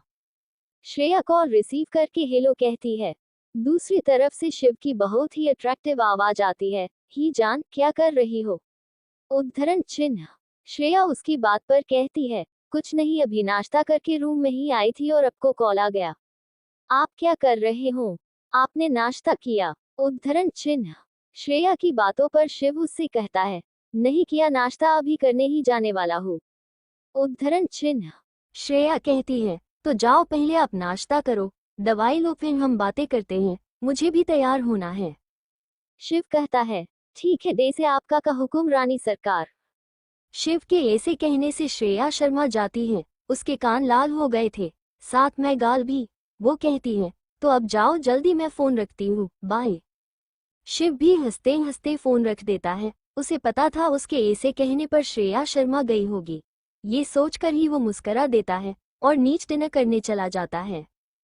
श्रेया फोन रखने बाद आईने के सामने जाकर खड़ी होती है। जब आईने में खुद के लाल गाल और कान को देखती है तो वो खुद से ही कहती है, what's wrong with you Shreya, तू उनकी बस कुछ बात कहने भर से ऐसे शर्मा कैसे सकती है। थोड़ी देर में श्रेया अच्छे से तैयार होती है, क्योंकि वो फ्रेश होकर ड्रेस चेंज करके सीधा नाश्ता करने गई थी। उसे बहुत भूख लगी थी, इसलिए अब वो अच्छे से तैयार हो गई थी। आज श्रेया ने एंकल लेंथ ब्लैक कलर की जीन्स, उसके ऊपर व्हाइट कलर का क्रॉप टॉप पहना था, बालों को पोनी में बंधा था, चेहरे पे मेकअप के नाम पर काजल, लिपस्टिक लगाई थी, सिर्फ बस इतने में ही बहुत ही ब्यूटीफुल लग रही थी। तैयार होने के बाद वो रूम में ही लगे हुए अपने स्टडी टेबल पर बैठ जाती है और अंगूठी सी मिली हुई मिस्टीरियस किताब पढ़ने लगती है। सिंघानिया विला। डाइनिंग टेबल पर शिव, राहुल और राघव बैठकर अपना नाश्ता शांति से कर रहे थे। नाश्ता होने के बाद शिव उन्हें स्टडी रूम में आने का इशारा करके डाइनिंग टेबल से उठकर अपने स्टडी रूम में चला जाता है। राघव और राहुल भी उसके पीछे स्टडी रूम में जाकर शिव के सामने वाली चेयर पर बैठ जाते हैं और शिव के बोलने का वेट करते हैं। शिव उनकी तरफ देखकर गंभीर चेहरे के साथ कहता है, मैंने राका ने जो भी कहा उस बारे में आर्मी चीफ और रॉ चीफ के साथ बात कर ली है। उन्होंने पूरे आर्मी और रॉ के एजेंट का अलर्ट कर लिया है। जल्दी ही अगर कुछ गड़बड़ लगी तो हमें पता चल जाएगा। राहुल, तुम यही इंडिया में रहकर यह का सब हैंडल करोगे। मैं और राघव यूएसए जा रहे हैं जल्दी ही। शिव की बातों पर राघव कहता है, शिव ये तो पहले ही फिक्स था, हम कंपनी के काम से यूएसए जा रहे हैं ना। इस पर शिव कहता है, हम 15 दिनों के बाद जाने वाले थे, पर अब हम 5 दिन जल्दी ही जाना होगा। राघव और राहुल शिव की बातों पर सिर्फ सर हिलाते हैं। वो तीनों थोड़ी देर अपने प्लान के बारे में, कैसे क्या करना है, सब डिस्कस करते हैं। SR villa. ये एसआर विला वही विला है जहां पर सिया की मॉम कल उस आदमी से मिलने आई थी, जिसकी बस एक धुंधला का अक्ष श्रेया ने देखा था। उस आदमी का चेहरा अच्छे से देखने से पहले ही वो दृश्य उसके सामने से गायब हो गया था। ये विला शहर के बाहर एक बहुत ही शांत जगह पर है। श्रेया की मॉम इस वक्त आदमी को देख रही थी, जो कि इस वक्त बेहोश हालत में बेड पर लेटा था। उसका पूरा चेहरा पीला पड़ा था, उसे ऑक्सीजन मास्क लगाया था। उसकी उम्र यूं ही कोई 45 के आसपास होगी। डॉक्टर ने श्रेया की मॉम को बताया था अब पेशेंट की हालत नॉर्मल है। कल उनकी अचानक तबीयत खराब हो गई थी, इसलिए श्रेया जी परेशानी में जल्दी से उसके पास आई थी और अभी भी उस बिस्तर पर बेहोश हालत में पड़े हुए आदमी का एक हाथ पकड़कर बैठी थी। तभी वहां पर एक मेड आकर उन्हें नाश्ता के लिए बुलाने आती है। उन्होंने रात से कुछ खाया नहीं था। श्रेया की मॉम भी उसके बुलाने पर उस रूम से निकल बाहर चली जाती है नाश्ता करने। वैसे भी अब उस आदमी की हालत स्टेबल थी, वो ऐसा खाना नहीं छोड़ सकती। अगर वो बीमार हो जाती तो वो उस आदमी का ख्याल कैसे रखती, और उन्हें अपनी बेटी की भी चिंता थी, इसलिए वो नीचे जाकर बेमन से ही पर नाश्ता करती है। मेहरा विला। श्रेया अपने रूम में स्टडी टेबल पर बैठ के अंगूठी से मिली हुई मिस्टीरियस किताब पढ़ रही थी। उस किताब के एक पार्ट में उसे अंगूठी के बारे में बहुत सी जानकारियां मिली, वही अंगूठी जो इस वक्त उसके राइट हैंड की उंगली में थी। उस किताब में लिखा था, ये कोई साधारण सी अंगूठी नहीं है, बल्कि ये एक महान तपस्वी साध्वी की अंगूठी है। उन्होंने इसे घोर तप से हासिल किया है, इसमें उनकी सारी शक्तियां हैं। ये जिसके भी पास होगी वो बहुत ही शक्तिशाली होगा, उसे आसानी से कोई भी हरा नहीं पाएगा। इस अंगूठी में लगा हुआ रेड डायमंड कोई ऐसा वैसा डायमंड नहीं है, ये एक स्टार का टुकड़ा है जिसे उस साध्वी ने अपने तप से पवित्र कर उसमें अपनी सारी शक्तियां इकट्ठा करी हैं। इस वजह से वो रेड कलर के डायमंड जैसा दिखता है। साथ में ही उस आदमी ने समाधि लेते समय कहा था कि अब से ये अंगूठी सिर्फ एक मामूली अंगूठी की तरह हो जाएगी, बट जब इसको इसका असली हकदार मिलेगा तब ये धीरे धीरे फिर से पहले जैसी पावरफुल हो जाएगी। पर इसका इस्तेमाल सिर्फ अच्छे कामों के लिए ही किया जा सकेगा। अगर किसी बुरे काम के लिए किया गया तो ये समय के साथ अपने आप ही नाश पाएगी। अंगूठी के बारे में इतना पढ़ते ही श्रेया के चेहरे पर एक लंबी मुस्कान आ गई। वो इस अंगूठी के लिए दिल से भगवान जी को और उस महान तपस्वी साध्वी जी को धन्यवाद कहती हैं, और वो उनसे अपने मन में ही कहती हैं कि इस अंगूठी का मैं अच्छे के लिए ही इस्तेमाल करूंगी, किसी भी बुरे काम के लिए नहीं। श्रेया अंगूठी की पावर के बारे में आगे पढ़ने ही वाली थी कि तभी उसका मोबाइल पर किसी का कॉल आ गया। तो उसने अपना फ़ोन जो पास में टेबल पर रखा था वो उठाया। उसमें शो हो रही कॉलर आईडी देखकर उसके चेहरे पर एक प्यारी सी मुस्कान खिल गई। श्रेया ने जल्दी से फ़ोन रिसीव करके के हेलो कहा। फ़ोन की दूरी साइड से बहुत ही नर्म, प्यारी और अट्रैक्टिव आवाज़ आई। हेलो जान, आई मिस यू। क्या कर रही हो? तुमको तो मेरी याद ही नहीं आती। ये और कोई नहीं, शिव सिंघानिया है। श्रेया शिव की बात सुनकर उससे कहती है, I miss you to.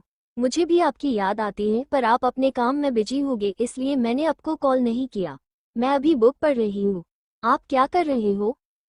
Shiv कहता है, कुछ नहीं, अभी मैं फ्री हूँ। तुमने लंच किया क्या? श्रेया कहती है, नहीं अभी, अब करने जाऊंगी आपसे बात करने के बाद। आपने किया क्या लंच? श्रेया की बात पर शिव कहता है, अभी तो नहीं किया, करने ही वाला था पर अच्छा हुआ नहीं किया। अब मैं तुम्हारे साथ लंच के सकता हूँ, तो जल्दी से रेडी हो जाओ, मैं तुम्हें पिक करने आता हूँ, हम साथ में ही लंच करेंगे। श्रेया शिव की बात सुनकर खुश हो जाती है। वो उसे हाँ कह के कॉल कट कर देती है। उसके बाद ड्रेसिंग रूम में जाके ड्रेस चूज करने लगती है। इधर शिव ने भी फोन रख दिया था। सिंघानिया इंडस्ट्री के अंडर के रेडिसन ब्लू 7 स्टार होटल में लंच के लिए जाना वो डिसाइड करता है। ये होटल उसका ही था, इसलिए इस होटल का टॉप फ्लोर सिंघानिया फैमिली के लिए रिजर्व रहता है। शिव ने लंच के बारे अपने असिस्टेंट राघव को कहा सारे इंतजाम करने के लिए। राघव ने शिव के कहने पर होटल के मैनेजर को कॉल करके सब इंतजाम करवाया दिया। शिव राघव से बात करने के बाद स्टडी रूम से निकलकर अपने रूम में आ गया। लंच के लिए जाने के लिए रेडी होने लगा। एयरपोर्ट। आदित्य रॉय अपने असिस्टेंट और बॉडीगार्ड के साथ एयरपोर्ट में एंटर होता है। वो आज अपने प्राइवेट जेट से यूएसए जा रहा था। आदित्य वीवीआईपी एंट्री गेट से एंटर होकर वीआईपी लॉन्ज में बैठ जाता है। थोड़ी ही देर में उसका जेट रेडी होता है। अभी फॉर्मेलिटी पूरी करके तो वो वहां से निकलकर अपने जेट में जाकर बैठ जाता है। उसके साथ उसका असिस्टेंट और बॉडीगार्ड भी थे। कुछ ही वक्त के बाद जेट टेक ऑफ हो जाता है। आदित्य जेट में बने हुए अपने बेडरूम में रेस्ट करने के लिए चला जाता है। वो प्राइवेट जेट अंदर से बहुत ही लग्जरियस था, उसमें सारी फैसिलिटी उपलब्ध थी। आदित्य का असिस्टेंट आराम से अपनी चेयर पर बैठकर फूड एंजॉय कर रहा था।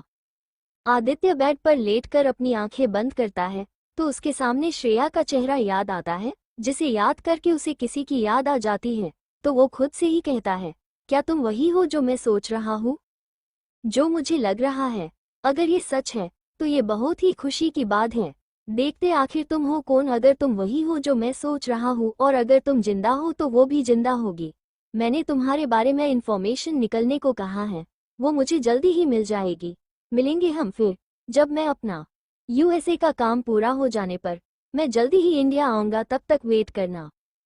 इतना सब वो ऐसा कहता है जैसे श्रेया उसके सामने ही हो और वो उससे बातें कर रहा हो। Los Angeles. एक बहुत ही खूबसूरत मॉडर्न डिजाइन के विला में 4 लोग एक रूम में बैठे और कुछ डिस्कस कर रहे थे। आधी रात को वो रूम एक स्टडी रूम था। वो 4 लोग कोई और नहीं, रिया, राज, आराधना कपूर और चौथा वो शख्स जो इनका साथी और मास्टरमाइंड था, जिसका पता लगाने की कोशिश श्रेया और आलोक कपूर कर रहे हैं। उस शख्स ने अभी भी अपना चेहरा एक मास्क से ढका हुआ था। इस वक्त उस रूम का वातावरण बहुत ही तनावपूर्ण था। वो मास्क पहना हुआ अधेड़ उम्र का आदमी जो कि श्रेया के मौत का मास्टरमाइंड और राज, रेवा और आराधना का साथी था, वो इस समय बहुत ही गुस्से में लग रहा था। उसके आसपास का वातावरण अचानक की बहुत डरावना और ठंडा हो गया था। इस वजह से रेवा, राज और आराधना भी डरे हुए थे। उस मास्क पहने हुए आदमी ने अपने फोन पर कुछ सुना और वो गुस्से के साथ अपने चेयर पर से खड़ा हो जाता है और अपने कान पे लगे हुए फोन को जमीन पर फेंक देता है। वो बहुत ही गुस्से में लग रहा था। उसने गुस्से में सामने लगे टेबल पर रखा हुआ फ्लावर पॉट उठाकर जमीन पर फेंक देता है, जिससे उस फ्लावर पॉट जमीन पर गिरने से टुकड़े टुकड़े हो गए। ये सब देखकर रेवा ने डर के मारे अपनी आंखों को बंद कर दिया और राज को कस के पकड़ लिया। राज खुद भी बहुत डरा हुआ था, पर उसने अपने चेहरे पर कुछ शो नहीं किया। उसने रेवा को टाइटली पकड़ लिया और उसे धीर देना लगा। आराधना तो डर के मारे अपनी चेयर से खड़ी होकर उसके पीछे छुप गई। उसे पता था जब भी उनके उस मास्क पहने हुए साथी का कुछ काम उसके मन के मुताबिक ना हो तो वो अपने गुस्से में काबू नहीं कर पाता, तो वो अपने सामने जो भी चीज़ हो उसके ऊपर अपना गुस्सा निकलता था। वो मास्क पहना हुआ आदमी उस कमरे में मौजूद चीजें एक के बाद एक नीचे फर्श पर फेंक देता, जिससे वो चीज़ एक आवाज के साथ फर्श पर गिरकर टूट जाती। उसी के साथ रेवा की पकड़ राज पर और भी कस जाती। वो दोनों भी आराधना को छुपे देख के खुद भी उसी की तरह उस स्टडी रूम में लग बड़े से सोफे के पीछे छुप जाते हैं। उस आदमी ने अब तक उस स्टडी रूम में मौजूद सारी चीजें, जो कि बहुत ही महंगी थी, जो थोड़ी देर पहले बहुत ही अट्रैक्टिव और ब्यूटीफुल लग रही थी, उस रूम की शोभा बढ़ा रही थी, साथ में उस रूम को अलग ही रिच लुक दे रही थी। अब वो मिट्टी में मिल चुकी थी। वो स्टडी रूम अब एक कबाड़ खाना बन गया था। पर उस आदमी का गुस्सा खत्म होने का नाम ही नहीं ले रहा था। वो गुस्से के साथ उस स्टडी रूम से बाहर निकलकर विला के भी बाहर निकलकर बाहर खड़ी हुई अपनी कार में बैठकर कहीं चला जाता है। वो बहुत ही गुस्से में लग रहा था। उस मास्क पहने हुए आदमी के बाहर जाते ही राज, रेवा और आराधना कपूर जहां पर छुप के बैठे थे वहां से बाहर निकलते हैं और एक चैन की सांस लेते हैं, जिसे बहुत बड़े संकट से बच गए हो। जब वो तीनों उस रूम का हाल देखते हैं तो तीनों ही अपना सर पकड़ लेते हैं। वो तीनों का अब उस रूम में कुछ काम नहीं था, इसलिए वो तीनों उस रूम से निकलकर उस विला में मौजूद अपने अपने रूम में चले जाते हैं। मेहरा विला। श्रेया का बेड जो इस वक्त कपड़ों के ढेर से भरा हुआ था और श्रेया अपना सर पकड़ पर बेड के पास लगे हुए सोफे पर बैठी थी। उसे समझ ही नहीं आ रहा था कि वो कौन सी ड्रेस पहने। नित्या आंटी कुछ काम से श्रेया के रूम में आती हैं और वो जब रूम की हालत देखती हैं, खासकर बेड पर लगे कपड़ों की, तो वो शौक हो जाती हैं। वो रूम में इधर उधर अपनी नजरें घूमती हैं तो उन्हें श्रेया सोफे पे अपना सर पकड़ हुई नजर आई, साथ ही मैं वो बेड पर लगे कपड़ों के ढेर को घूर कर देख रही थी। नित्या आंटी समझ जाती है कि श्रेया कहीं बाहर जा रही है और उसे समझ ही नहीं आ रहा है वो कौन सा ड्रेस पहन कर जाए। वो श्रेया के पास जाती है और उसके सर पर हाथ रखती है। श्रेया किसी का हाथ अपने सर पर महसूस करती है तो वो उनकी तरफ देखती है। जब वो अपने पास खड़ी नित्या आंटी को देखती है तो उसकी आंखों में चमक आ जाती है।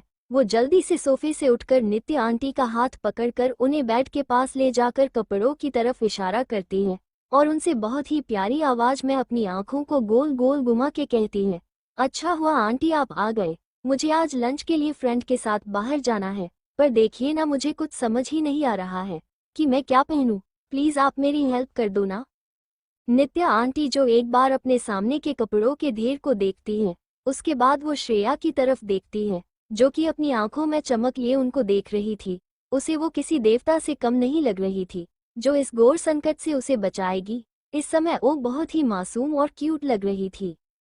नित्या आंटी श्रेया के सर को सहला देती है और वो श्रेया से कहती है, ठीक है बेटा, मैं आपको कपड़े चूज करने में मदद करती हूँ।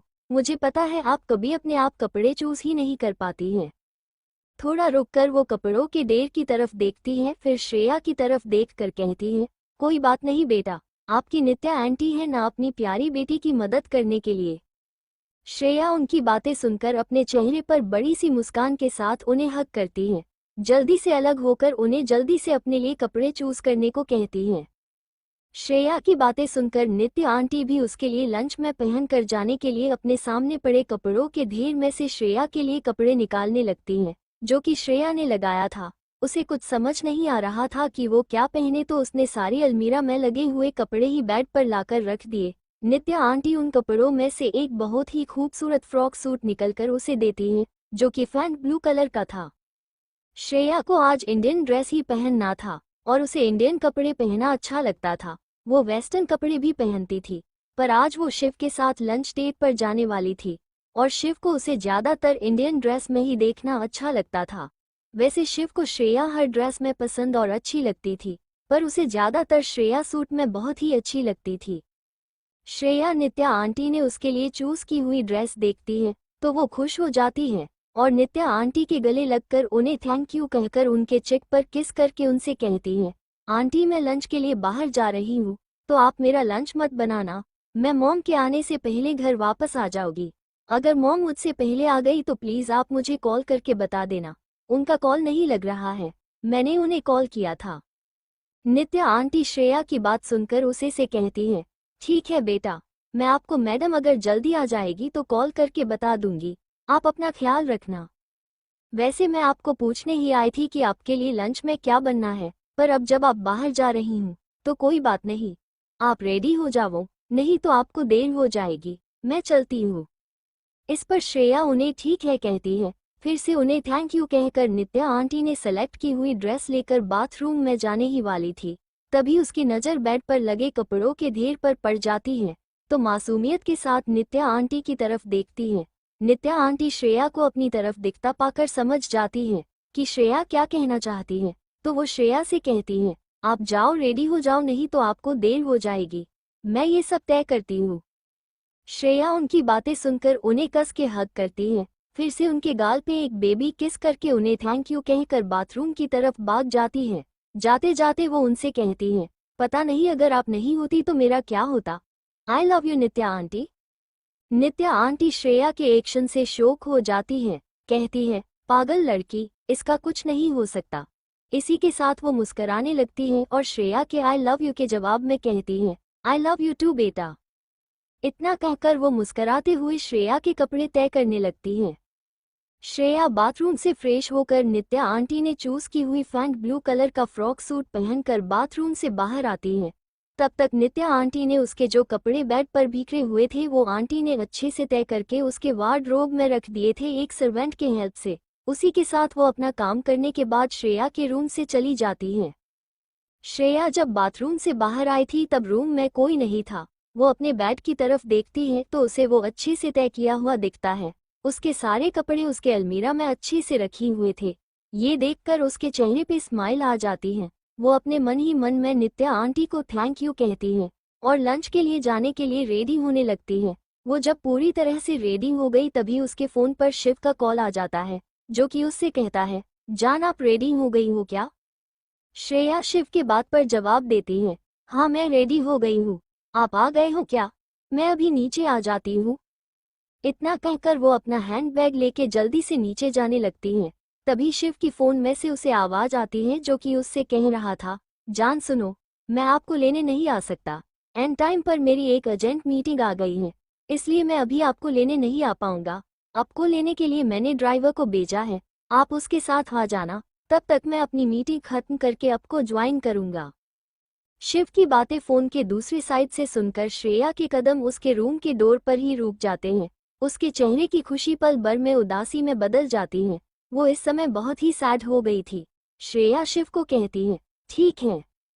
श्रेया की बातों में उदासी शिव बाप लेता है। वो उससे कहता है, सॉरी जान, मुझे पता है आपको बुरा लगा होगा पर मेरी भी मजबूरी है, डैड का ऑर्डर है, उनके फ्रेंड के साथ ये मीटिंग मुझे खुद ही हैंडल करनी है, नहीं तो मैं कभी भी आपसे ऐसे ड्राइवर के साथ आने के लिए नहीं कहता, बल्कि मैं खुद ही आपको लेने आता। श्रेया शिव की बात को सुनकर समझ जाती है शिव की कंडीशन क्या होगी। वो कभी भी उसके काम के बीच नहीं आना चाहती थी, इसलिए वो शिव से कहती है, इट्स ओक, आप अपनी मीटिंग खत्म करना, उसके बाद हम साथ में डिनर करेंगे, मैं आपकी मीटिंग खत्म होने तक आपका वेट करूंगी। श्रेया की इस बात पर शिव कहता है, थैंक यू सो मच जान मुझे समझने के लिए, पर प्लीज़ आप अपना मूड ठीक करो, आप सैड बिल्कुल भी अच्छी नहीं लगती, मैं जल्दी ही मीटिंग खत्म करके आपको ज्वाइन करता हूँ। श्रेया कहती है, ठीक है, मैं आपको इंतजार करूंगी। शिव श्रेया को आई लव यू कहता है। श्रेया भी उसके जवाब में आई लव यू टू कहती है। उसके बाद दोनों एक दूसरे को बाय बोलकर फ़ोन रख देते हैं। श्रेया से बात करने के बाद शिव अपने डैड के फ्रेंड जिसके साथ उसकी एंड टाइम पर मीटिंग फिक्स हो गई थी वो जिस कमरे में थे वहां पर चला जाता है। श्रेया भी शिव से बात करने के बाद अपने रूम से निकलकर शिव ने भेजी हुई कार में बैठकर लॉन्च वेन्यू की तरफ चली जाती है। लॉस एंजलिस, वो जो रेवा, राज और आराधना का साथी है, जो हमेशा अपना चेहरा मास्क से ढक कर रखता है, उस आदमी की कार आधी रात को यूएसए के टाइम के अनुसार एक सुनसान जगह पर बने खंडर के बाहर आकर रुक जाती है। उस मास्क पहने हुए आदमी को आज से हम मास्टरमाइंड कहकर बुलाएंगे, क्योंकि वैसे भी वो श्रेया के मौत के पीछे का असली मास्टरमाइंड है। इस खंड के आसपास बहुत ही शांति थी, जैसे कि ये तूफान आने से पहले की शांति हो। कार के रुकते ही वो मास्टरमाइंड उस कार से निकलकर गुस्से के साथ उस खंड के अंदर एंटर करता है, तो उस समय उस खंड के अंदर का नज़ारा देखने लायक था। लॉस एंजलिस खंड में उस मास्टरमाइंड के एंटर करते ही उस खंड में मौजूद सभी की नज़र उसके तरफ चली जाती है। सब उसे देखकर साइड में हट जाते हैं, उसे आगे जाने का रास्ता देते, साथ ही अंदर के लोगों ने अपना सर नीचे किया हुआ था। वो मास्टरमाइंड आगे बढ़कर उस खंड में मौजूद एक रूम में चला जाता है। उस रूम में बहुत ही अंधेरा था, कुछ भी साफ से दिखाई नहीं दे रहा था, पर मास्टरमाइंड के उस रूम में कदम रखते हैं उस रूम में उजाला हो जाता है। उस रूम में अब सब साफ दिखाई दे रहा था। उस रूम का नज़ारा बहुत ही खतरनाक था। वहां पर दो लोगों को बहुत ही बुरी तरह से टॉर्चर किया था। इंडिया रेडिसन ब्लू होटल में श्रेया पहुंच जाती है। उसके वहां आते ही शिव का पर्सनल बॉडीगार्ड उसे वहां से पिक करके उस होटल के टॉप फ्लोर पर ले जाता है, जो कि शिव के लिए रिजर्व जगह थी। वहां पर किसी को भी आना मना था। शिव की परमिशन के बिना वहां पर कोई भी नहीं आता था। शिव का बॉडीगार्ड श्रेया को वहां छोड़ देता है, साथ में ही उसके लिए कुछ स्नैक्स और ड्रिंक्स भी वहां पर भिजवा देता है। श्रेया उस आलीशान रूम में लगे सोफे पर बैठ जाती है और शिव के आने का इंतजार करने लगती है। शिव को श्रेया के होटल में एंटर करते ही पता चल चुका था, तो वो अपनी मीटिंग जल्दी खत्म करके वहां से जाने लगता है। तभी उसके डैड के फ्रेंड उसे साथ में लंच करने के लिए कहते हैं, पर शिव उन्हें माना करता है। वो उनसे कहता है, सॉरी अंकल, बट मैं अपने एक फ्रेंड के साथ लंच करने वाला हूँ, वो मेरा इंतजार कर रहा होगी, तो मैं चलता हूँ। इतना कहकर वो बिना अपने डैड की फ्रेंड की बातें सुन वहां से चला गया। शिव का असिस्टेंट राघव शिव के डैड के फ्रेंड को बाहर छोड़ने गया। शिव वहां से निकलकर जल्दी से श्रेया के पास चला गया। वो रूम का गेट खोलकर अंदर चला जाता है, तो उसे अपने सामने श्रेया देखती है, जो कि उसकी तरफ पीठ करके खड़ी थी। श्रेया इस वक्त उस रूम में लगी बड़ी सी विंडो से बाहर शहर का नज़ारा देख रही थी, जो कि इस वक्त बहुत ही अच्छा लग रहा था और इतनी ऊंचाई से देखने में और भी अच्छा लग रहा था। इस समय बाहर का मौसम भी बहुत अच्छा हो गया था। आसमान में काले बादल गिर गए थे, बाहर हवाएं चलने लगी थी। ऐसा लग ही नहीं रहा था कि दोपहर का टाइम हो, कभी भी बारिश हो सकती थी। शिव श्रेया को देखकर उसके पास जाने लगता है। वो श्रेया के पास जाके उसे पीछे से अपने बाहों में भर लेता है। श्रेया को जब किसी के ऐसा अचानक गले लगने से घबरा जाती है, पर जब उसे पता चलता है कि ये शिव है, तो वो अपने आप को उसके बाहों में डिला छोड़ देती है। वो उससे कहती है, हो गई आपकी मीटिंग? कैसी थी? शिव श्रेया की बात पर उससे कहता है, हाँ अच्छी थी, चलो हम लंच करते हैं, तुम्हें भूख लगी होगी ना? श्रेया भी शिव की बातों पर अपना सर हिलाती है। उसे बहुत भूख लगी थी, वो भूल गई थी, पर अब जब शिव ने उसे याद दिलाया तो अब उससे कंट्रोल नहीं हो रहा था। तो शिव की तरफ देखकर बड़ी ही मासूमियत से कहती है, मुझे अब बहुत भूख लगी है, कंट्रोल नहीं हो रहा है, चलिए अब हम कुछ खाते हैं। शिव को उसके लिए बुरा लगता है, आज उसकी वजह से उसकी जान भूखी है, पर अभी वो उससे कुछ नहीं कहता। वो उस रूम के दूसरे साइड बने रूम में श्रेया को लेके चला जाता है। वहां पर लंच का इंतजाम किया था। वहां जाकर वो श्रेया के लिए चेयर खींचता है। श्रेया उस पर बैठ जाती है। शिव उसके सामने की चेयर पर बैठ जाता है। उस रूम में मौजूद शेफ जिन्होंने आज का खाना रेडी किया था, वो उन्हें वो खाना एक एक करके सर्व करने लगते हैं। शिव के इशारे पर सारा का सारा खाना श्रेया के पसंद का था। श्रेया अपने प्लेट में परोसा हुआ खाना देखकर खुश हो जाती है।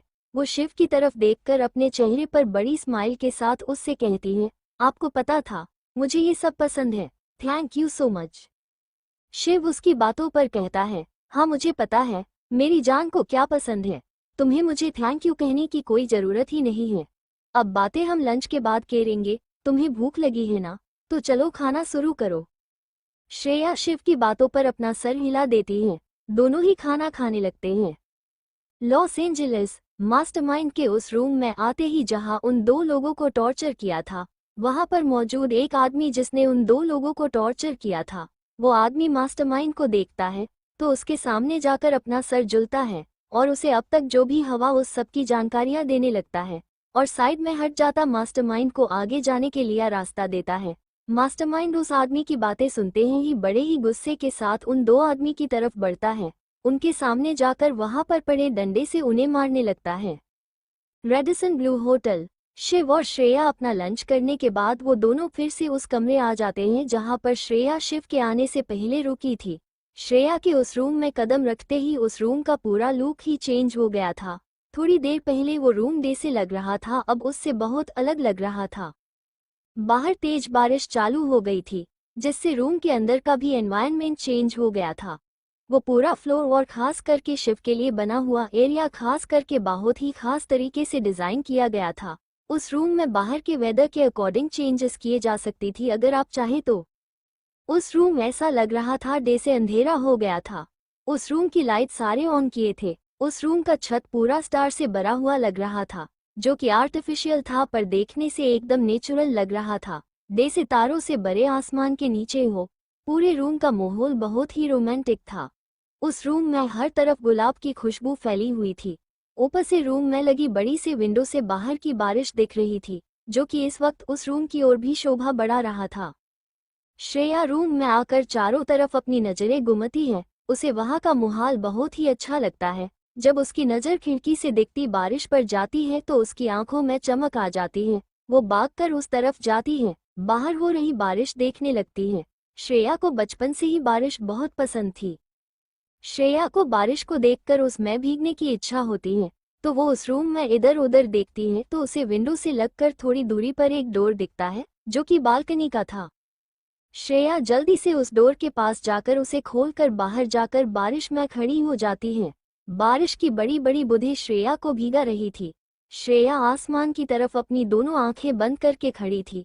वो अपने दोनों हाथों को ऊपर करके खड़ी थी, जैसे कि वो बारिश के बूंदों को पकड़ने की कोशिश कर रही हो।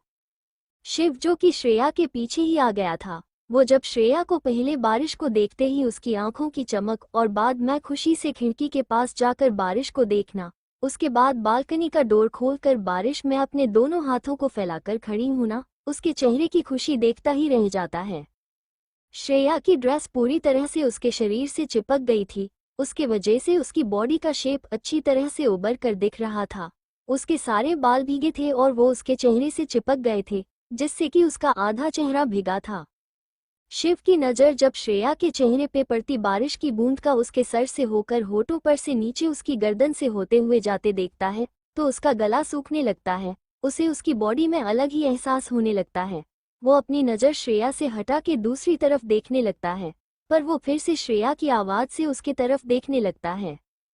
श्रेया जो बारिश का आनंद ले रही थी, वो जब शिव को बालकनी के डोर पर खड़ा देखती है तो वो उसे अपने पास बुलाती है। उसके चेहरे पर इस वक्त दुनिया भर की खुशी थी, जैसे उसे उसकी सबसे पसंदीदा चीज मिली हो। शिव श्रेया को अपने आप को बुलाने पर वो उसके पास जाने लागत। उसकी नज़र फिर से श्रेया के चेहरे पर रुक जाती है। चेहरे से होते हुए वो श्रेया के होठों को ही देखने लगता है, जो इस वक्त हिल रहे थे। श्रेया उससे कुछ कह रही थी, पर शिव का उसके ऊपर कोई ध्यान ही नहीं था। शिव श्रेया के पास जाकर अपना एक हाथ उसके चेहरे के पीछे और दूसरा उसके कमर पर रखकर उसे अपने पास खींचता है। उसी के साथ वो अपने सख्त होठ श्रेया के मुलायम छड़ी के जैसे होठों पर रख देता है। वो उसे बहुत ही प्यार से किस कर रहा था। श्रेया ऐसे शिव के अचानक खींचने से और किस करने से एक पल के लिए शौक ही हो जाती है। वो होश में आकर शिव का साथ देने लगती है। शिव जब श्रेया को साथ देता देखकर अपनी किस और भी पैशनेट कर देता है। वो दोनों बारिश के नीचे एक दूसरे को किस कर रहे थे। थोड़ी देर में जब बारिश तेज हो गई तो शिव अपनी किस ब्रेक करता है और श्रेया को गोद में उठाकर रूम के अंदर चला जाता है। वो उस रूम के बाजू में बने हुए मास्टर बेडरूम में श्रेया को लेके चला जाता है। मास्टर रूम में जाकर वो श्रेया को नीचे उतार देता है, उसे रूम के डोर से लगाकर फिर से किस करने लगता है। बारिश में भीगने की वजह दोनों के कपड़े भीगे हुए थे और शरीर से चिपक गए थे। श्रेया को जब सांस लेने में दिक्कत होने लगती है तो शिव न चाहते ही अपनी किस रोक देता है। वो श्रेया की तरफ देखता है, जिसके गाल लाल हो गए थे। वो जोर जोर से सांस ले रही थी। शिव श्रेया के लाल गालों पर अपने होंठ रख देता है। उसके होठों पर किस करके वो उसके गले पर किस करने लगता है। गले से होते हुए वो नीचे नीचे जाने लगता है। श्रेया ने जो सूट पहना था उसका गला पीछे से और आगे से दोनों तरफ से बड़ा था, जिससे उसकी कोलोर बोन साफ दिखाई दे रही थी, जिसे देख के शिव बहकने लगता है और वहां पर पैशनेटली किस और बाइट करने लगता है। श्रेया के लिए ये सब नया था। उसने ये नहीं अपने पहले जन्म में और नहीं इस जन्म ये महसूस किया था। शिव को उसे ऐसे किस और बाइट करने से उसकी हल्की से सिसकियां निकलने लगती हैं, जिससे शिव उसे और भी पैशनेटली किस करने लगता है। श्रेया के हाथ इस वक्त शिव के बालों में चल रहे थे। शिव श्रेया के कोलाबोन को छोड़कर फिर से उसके होठों पर अपने होंठ रख देता है और उसे किस करने लगाता है। श्रेया भी उसका साथ देने लगती है। दोनों की ही किस वक्त के साथ और भी पैशनेट होती जा रही थी। शिव अपनी टंग को श्रेया के मुंह में ले जाकर उसे एक्सप्लोर करने लगता है। श्रेया भी शिव का साथ देने लगती है। वो भी शिव डे से करता उस समय उसका साथ दे रही थी। थोड़ी देर बाद शिव श्रेया को अपने गोद में उठाकर बेड पर लेकर आता है, उसे बेड पर लेता कि वो उसके ऊपर आ जाता है। इस बीच में उन दोनों के होठ एक पल के लिए भी अलग नहीं हुए थे। वो दोनों पैशनेटली एक दूसरे को किस कर रहे थे। शिव श्रेया की होती को छोड़कर उसकी गर्दन पर किस करने लगता है। इस वक्त श्रेया के हाथ शिव के बालों में फिरा रही थी। शिव श्रेया के गर्दन से होते हुए उसकी कोलरबन पर आ जाता है। शिव श्रेया की ओढ़नी को उसके गले से निकलकर नीचे फर्श पर फेंक देता है।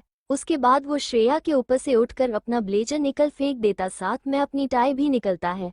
वो टाई को निकलने के बाद अपने शर्ट के बटन खोलने लगता है।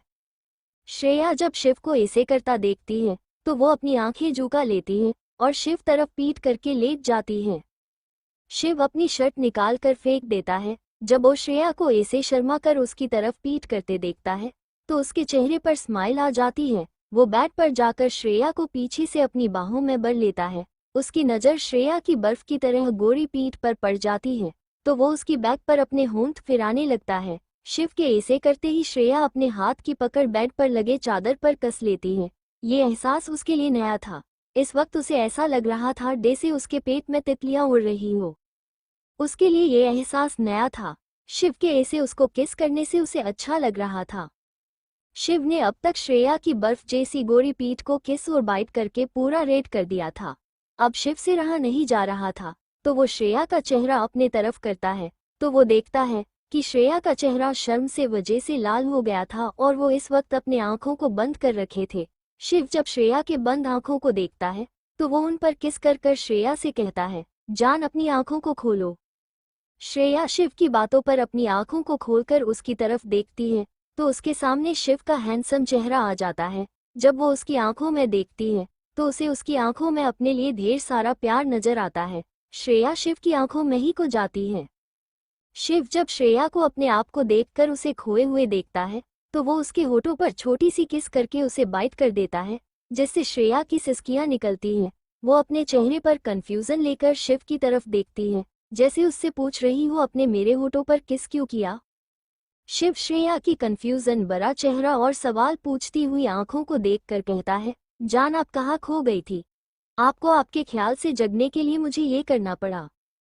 श्रेया उसे कुछ कह पाती इससे पहले ही शिव अपनी आंखों को बंद करके उसके होठों पर अपने होठों को रखकर किस करने लगता है। शिव के ऐसे करते ही श्रेया भी अपनी आंखों को बंद करके अपने दोनों हाथों का हार बनाकर शिव के गले में डालती है और उसके किस का रिस्पॉन्स देने लगती है। लॉस एंजलिस मास्टरमाइंड जिन दो लोगों को पीट रहा था, साथ में ही वो उन्हें पीट कर अपना गुस्सा कम करने को कोशिश कर रहा था। वो जिन दो लोगों को पीट रहा था वो दोनों उसी के आदमी थे।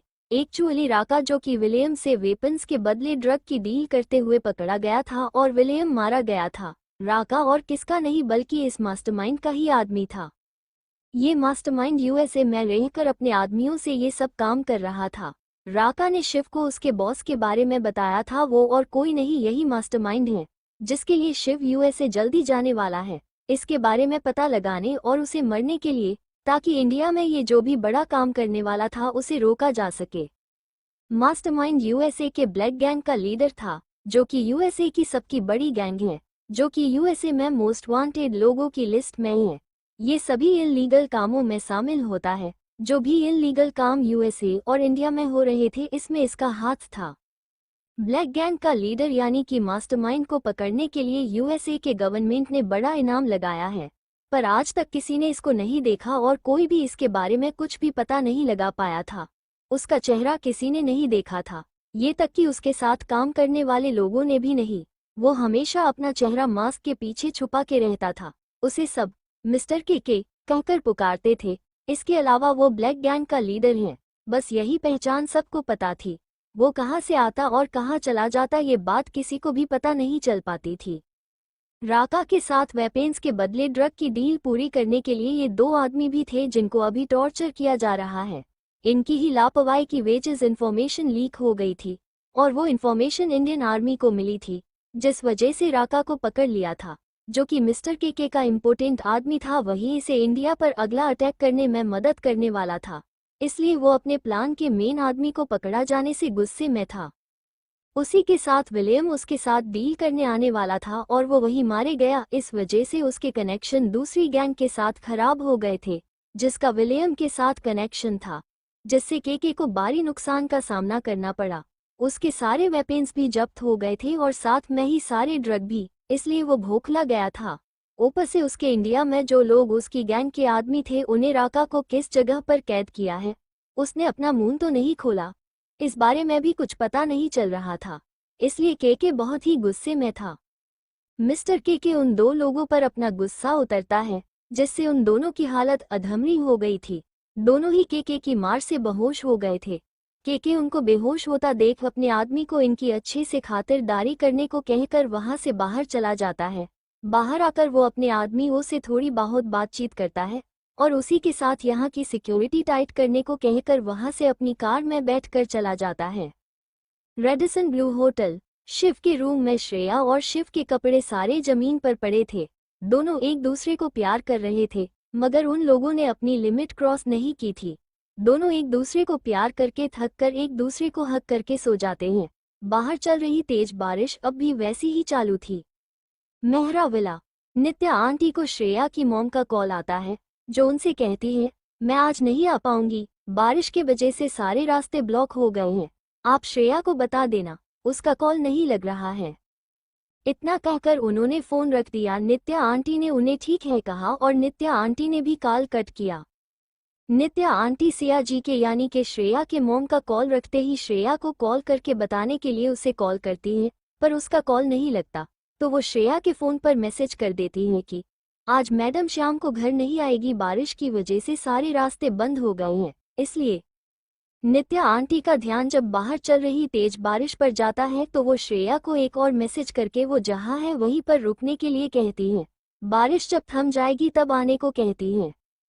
Los Angeles. रेवा, राज और आराधना कपूर जिस विला में रुके थे, उस विला के बाहर मिस्टर के की कार आकर रुकती है। कार के रुकते ही वो कार से निकलकर विला के अंदर एंटर करता है। अंदर उसे कोई नहीं दिखता तो वो हॉल से होकर उस विला में मौजूद अपने रूम में जाता है। फ्रेश होकर वो भी से जाता है, पर अब भी उसके चेहरे पर एक मास्क लगा था जिससे कि सिर्फ उसकी आंखें, नाक का एरिया और होठ ही दिख रहे थे। अब उसका गुस्सा पूरा खत्म हो गया था। थोड़ी ही देर में वो गहरी नींद में चला जाता है। इंडिया। शाम के 6 बजे रेडिसन ब्लू होटल के कमरे। श्रेया की नींद खुलती है। उसके आंखों के सामने शिव का हैंडसम चेहरा आ जाता है, जो कि इस वक्त नींद में था। उसके चेहरे पर सुकून नजर आ रहा था। श्रेया शिव के चेहरे पे जो बाल आ गए थे उसे अपने हाथ से पीछे करने लगती है। इस वक्त उसका चेहरा शिव के चेहरे के बहुत ही नजदीक था, पर उसे इस बात का होश ही नहीं था। शिव के बालों को उसके माथे से हटाकर वो शिव के माथे पे किस करती है, फिर उसके आंखों पर, गालों पर किस करती है। तभी उसकी नज़र उसके होठों पर पड़ जाती है। वो उसके होठों के पास आकर रुक जाती है। उन दोनों के होठों के बीच थोड़ा ही अंतर था। थोड़ा भी कोई हिलता तो उनके होठ आपस में छू जाते। शिव की नींद तभी टूट गई थी जब श्रेया ने हलचल की थी। वो बस अपनी आंखों को बंद करके उसके अगले एक्शन का इंतजार कर रहा था। जब वो श्रेया को अपने चेहरे के इतने करीब आकर अपने बालों को माथे से अलग करता महसूस करता है, तो उसे बहुत अच्छा लगता। एक अलग ही फीलिंग उसे अपने अंदर होती है। फिर श्रेया के उसके माथे पे किस करना, आंखों पर, फिर गाल पर, और जब वो उसे अपने होठों से बस कुछ ही दूरी पर रुक देखता है तो उससे श्रेया के ऐसे उसे किस करने से और अब होठों पर उसकी सांसें महसूस करके उससे कंट्रोल नहीं होता, तो वो अपनी आंखों को खोलकर अपना एक हाथ श्रेया के सिर के पीछे लगा देता है और दूसरा उसके गाल पर रखकर अपने सख्त होठों को उसके मुलायम होठों पर रख देता है और उसके होठों का रस पीने लगता है। श्रेया शिव के ऐसे अचानक एक्शन में एक पल के लिए शॉक हो जाती है, पर जब वो शिव को उसके होठों को चूमते देखती है तो वो भी उसका साथ देने लगती है। श्रेया का साथ पाकर शिव अपनी छोटी सी किस को बड़ी करके पैशनेट किस में बदल देता है। उन दोनों के शरीर पर इस वक्त कपड़े नहीं थे, वो दोनों ऐसे ही एक दूसरे से चिपक कर किस करने में बिजी थे। दोनों के ऊपर सिर्फ एक चादर थी जो कि दोनों को ढक रही थी। शिव श्रेया को किस करते करते खुद उसके ऊपर आ जाता है। जब श्रेया को सांस लेने में दिक्कत होती है तो वो उसके होठों को चोद कर उसके गले और कोलाबोन पे किस करने लगता है। किसके साथ वो उसे बाइट भी कर रहा था, जिससे श्रेया की सिसकियां निकल जाती हैं। शिव आगे बढ़ता तभी उसका फोन बजता है, पर वो उसे इग्नोर करके अपने होठ श्रेया के होठों पर रख देता है। उसे फिर से किस करने लगता है। तभी शिव का फोन जो थोड़ी देर पहले बजकर बंद हो गया था वो फर्ज बजने लगता है, जिससे शिव चीर जाता है। श्रेया शिव के रिएक्शन देखकर हंसी आ जाती है। वो अपनी हंसी को कंट्रोल करके शिव फोन उठाने को कहती है। वो शिव से कहती है, उठा लीजिए ना, कुछ इम्पोर्टेंट काम होगा। शिव श्रेया के कहने पर ना चाहते हुए भी श्रेया से बस थोड़ा सा ही दूर होता है और अपना फोन जो कि बेड के साइड टेबल पर रखा था उसे उठाकर कॉल रिसीव करता है और अपने एक हाथ से श्रेया को अपने करीब करके अपनी बाहों में भर लेता है। शिव के ऐसे उसे अपने करीब करने से श्रेया भी अच्छी तरह से उसकी बाहों में एडजस्ट होती है। शिव कॉल रिसीव करके अपनी सख्त आवाज में हेलो कहता है। फोन की दूसरी तरफ शिव का असिस्टेंट राघव था। वो जब शिव की कठोर आवाज सुनता है तो उसे ये आभास होता है कि उसने अपने बॉस को गलत टाइम पर फोन किया, पर अब वो भी क्या कर सकता है। उसे थोड़ी ही पता था उसका बॉस क्या कर रहा है। राघव अपने आप का नॉर्मल करके शिव से कहता है, बॉस राका के बॉस के बारे में कुछ जानकारी हमारे एजेंट को मिली है। रात को 12 बजे अपने सेफ हाउस में वो हमें उसके बारे में बताएगा। शिव राघव की बातें सुनकर उस ठीक है कहता है और उसे से कहता है, और कुछ कहने हैं तुम्हें। राघव दूसरी तरफ से कहता है, नहीं बॉस, बस इतना ही बताना था। शिव उसके बात पर उससे कहता है, तो ठीक है, फोन रखो अब, और अब मुझे कोई डिस्टर्ब नहीं करेगा, अगर कोई जरूरी काम ना हो तो। शिव का इतना ही कहना था कि राघव उधर हड़बड़ी में उससे कहता है, जी बॉस। इतना कहकर राघव अपना कॉल कट करके एक गहरी सांस लेता है, जैसे वो किसी शेर के कब्जे से बचकर आया हो। वैसे सच बात थी कि वो शिव के गुस्से से बचा है। शिव किसी शेर से थोड़ी ही काम था। अगर राघव के पास वैलिड रीजन ना होता तो आज उसकी खैर नहीं थी। शिव कॉल रखकर अपनी बाहों में लेटी हुई श्रेया की तरफ देखने लगता है, जो कि अपनी प्यार बारी नज़र से उसे ही निहार रही थी। श्रेया शिव को निहारने में इतनी खो गई कि उसे शिव जो कॉल कट करके उसकी तरफ देख रहा था, ये भी एहसास उसे नहीं हुआ। शिव श्रेया के चेहरे के आगे अपना हाथ हिलाता है, पर श्रेया उसे निहारने में इतनी बिजी हो गई कि शिव के ऐसे उसके चेहरे के आगे हाथ हिलाने से भी वो अपने होश में नहीं आई। श्रेया को ऐसे देख के शिव के चेहरे पे एक शैतानी मुस्कुराहट आ गई। वो अपने एक हाथ को श्रेया के खुली पीठ पर रखकर उसकी पीठ को सहलाने लगता है। श्रेया को जब अपनी पीठ को ऐसे शिव के सहलाने का एहसास होता है तो वो होश में आती है। तब उसे एहसास होता है कि वो शिव को निहारने में इतनी बिजी हो गई थी। कौन उसे शिव ने कब कॉल कट कर दिया ये भी पता नहीं चला। वो शिव की तरफ देखती है जो कि अपनी होठों पर शैतानी मुस्कुराहट लेकर उसी को देख रहा था। शिव के ऐसे उसकी पीठ को सहलाने से और उसकी तरफ देखने से उसने शर्म के मारे अपनी नजरें झुका ली। शर्म के मारे उसके गाल कान लाल हो गए थे। शिव जब श्रेया को ऐसे शर्मा कर नजरें झुकाते हुए देखता है तो अपने एक हाथ से उसके चेहरे को ऊपर करके कहता है, जान इसमें शर्माने की क्या बात है, आप कितनी शर्माती हो, फिर शादी के बाद क्या होगा। वैसे आप मुझे जितना निहारना हो निहार सकती हैं, आखिर मैं आपका ही हूँ, पर अभी नहीं, देखा 7 बजे हैं, चलो उठो हम फ्रेश होते हैं, फिर कुछ खाते हैं। श्रेया शिव की बातों को सुनकर उसकी तरफ देखती है। वो थोड़ा शिव के चेहरे के करीब जाकर उसके माथे पे किस करती है और उससे कहती है, आई लव यू। पता नहीं कब आपसे मुझे इतनी मोहब्बत हो गई, मैं आपसे बहुत प्यार करती हूँ। उद्धरण चिन्ह। इतना कहकर वो शिव के गाल पर किस करती है और सनक के साथ उससे कहती है, आप सिर्फ मेरे हो और मेरे ही रहोगे। अगर किसी ने आप पर गलत नजर डाली ना तो उसे श्रेया के कहर से गुजरना पड़ेगा। शिव को श्रेया को अपने लिए इसे पैसे से देखकर अच्छा लगता है। जैसे वो श्रेया से प्यार करता है और उसके लिए पजेसिव है, वैसे ही श्रेया भी उसके लिए पजेसिव है। शिव श्रेया की बात पर अपने चेहरे पर बड़ी सी स्माइल करके उसके होठों पर एक बेबी किस करता है और उससे कहता है, आई लव यू टू जान, आप चिंता मत करो, मैं सिर्फ और सिर्फ आपका ही हूँ और हमेशा आपका ही रहूंगा। मैंने सिर्फ एक ही लड़की से प्यार किया है और वो आप ही हो, मेरी सोलमेट और कोई नहीं। दोनों इसी तरह थोड़ी देर बातें करके फ्रेश होते हैं। थोड़ी देर में ही शिव ने ऑर्डर किया हुआ खाना आता है तो दोनों साथ में खाना खाते हैं। लॉस एंजलिस के विला में आराधना अपने रूम में आराम से सो रही थी। तभी उस अपने रूम में किसी के होने का एहसास होता है। वो डर के मारे बेड पर उठकर बैठ जाती है और रूम में इधर उधर अपनी नजरें घुमाती है, पर उस कोई नजर नहीं आता। तभी अचानक बालकनी का डोर जो खुला ही था वो हिलने लगता है।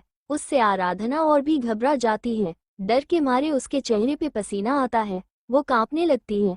उसके मुंह से कुछ शब्द भी निकल नहीं रहा था। वो अपनी जगह पर जम गई थी।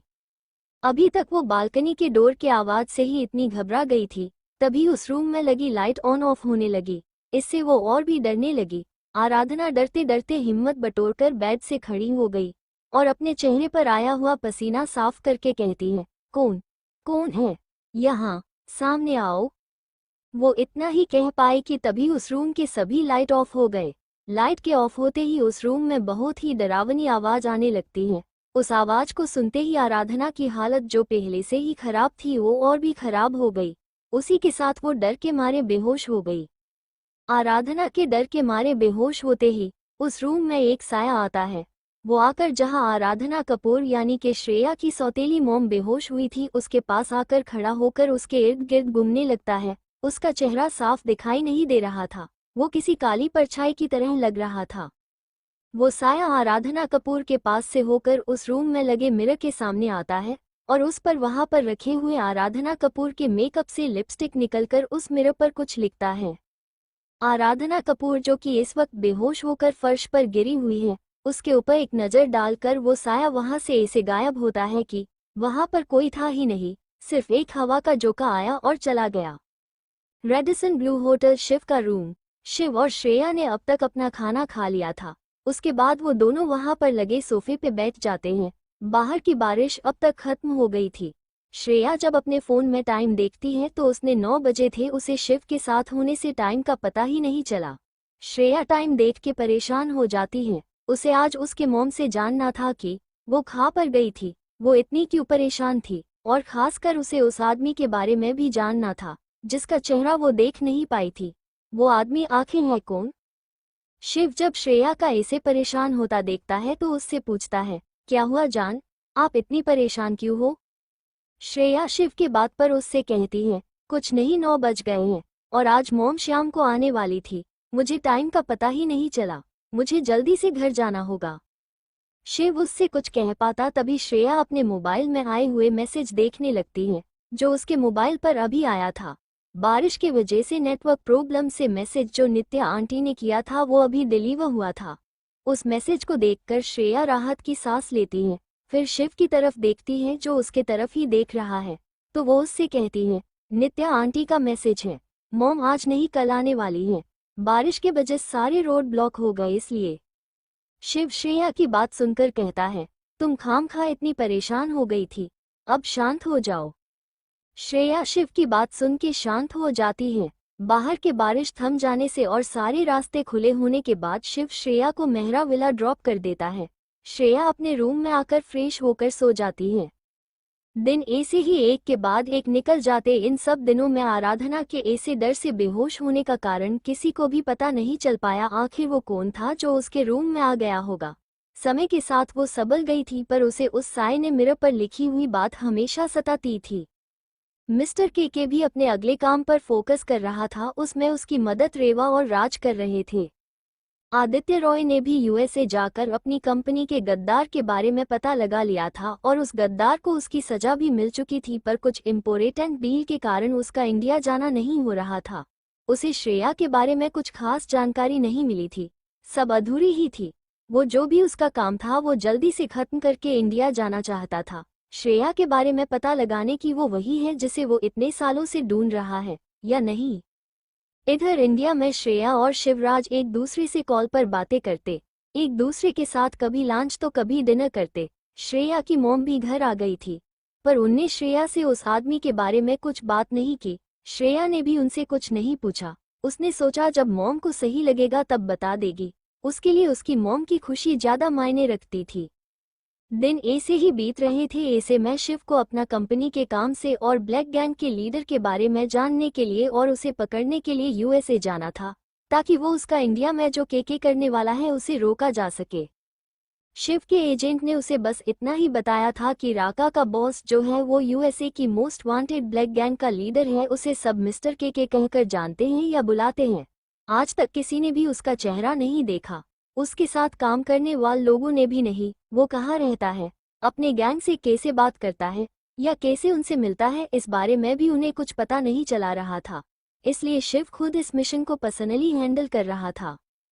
श्रेया ने भी अपनी मॉम और शिव को उसके हिमालय के पहाड़ी में स्थित एक छोटे से गांव में जाने के बारे में बताया था। अंगूठी के हेल्प से श्रेया को उस बारे में पता चल गया था कि उसे महान तेजस्वी साध्वी वहां मिलेगी। श्रेया के ऐसे हिमालय के पहाड़ी में स्थित गांव में घूमने जाने के बारे में सुनकर पहले तो उसकी मॉम उसको माना करती है, पर श्रेया के समझाने से और उसकी जिद करने से वो मान जाती है, पर श्रेया को अपना अच्छे ख्याल रखने की शर्त पर। उसी के साथ वो उनसे रोज कांटेक्ट करेगी। श्रेया भी उनकी बात मान जाती है। शिव ने जब ये सुना तो उसका रिएक्शन भी कुछ श्रेया की मॉम सिया जी की तरह ही था, पर श्रेया के मनाने पर वो मान गया। पर उसने श्रेया की सेफ्टी के लिए बॉडीगार्ड लेकर जाने होंगे ये शर्त रखी। श्रेया ने पहले माना किया, पर बाद में उसने शिव के आगे हार मान ली। वो शिव ने इसके लिए रेडी किए हुए बॉडीगार्ड को अपने सेफ्टी के लिए अपने साथ ले जाने के लिए मान गए। कल शिव यूएसए और श्रेया हिमालय जाने के लिए निकलने वाली थी। दोनों ही बहुत इमोशनल हो गए थे, पर बाद में एक दूसरे को अपना ख्याल रखने को कहकर और रोज कॉल करने को कहकर दोनों अपने अपने घर चले जाते हैं, क्योंकि कल शिव अपने प्राइवेट जेट से और श्रेया मुंबई से फ्लाइट में जाने वाली थी। अगले दिन श्रेया अपने मॉम के साथ एयरपोर्ट पर आ गई थी। श्रेया की मॉम बहुत ही इमोशनल हो गई थी। श्रेया कभी भी उनसे इतने दिन के लिए दूर नहीं गई थी, खासकर वो भी अकेली, पर उनने उसे पहुंचने पर कॉल करने का और अपना अच्छे से ख्याल रखने का कहकर अलविदा किया। शिव पहले ही यूएसए के लिए अपने प्राइवेट जेट से निकल चुका था। इस बारे में उसने श्रेया को बताया था। शिव के बॉडीगार्ड जो शिव के कहने पर उसके सेफ्टी के लिए उसके साथ आ गए थे, वो भी श्रेया के साथ उस फ्लाइट में बैठ गए थे जिसमें श्रेया बैठी थी। थोड़ी देर में फ्लाइट टेक ऑफ होती है। श्रेया की मॉम श्रेया की फ्लाइट टेक ऑफ होने के बाद वहां से सीधा अपने ऑफिस चली गई थी। कुछ दिनों से वो अपने काम पर ध्यान ही नहीं दे रही थी, जिसके वजह से बहुत सा काम पेंडिंग पड़ा था। To be continued in the next video. Thank you for joining me on this storytelling journey. If you enjoyed today's story, make sure to give this video a thumbs up and share it with your friends. Don't forget to hit the subscribe button and the bell icon so you never miss an update. We have many more exciting stories coming your way, and trust me, you won't want to miss them. Until next time, keep dreaming and keep believing in the magic of stories. See you in the next video.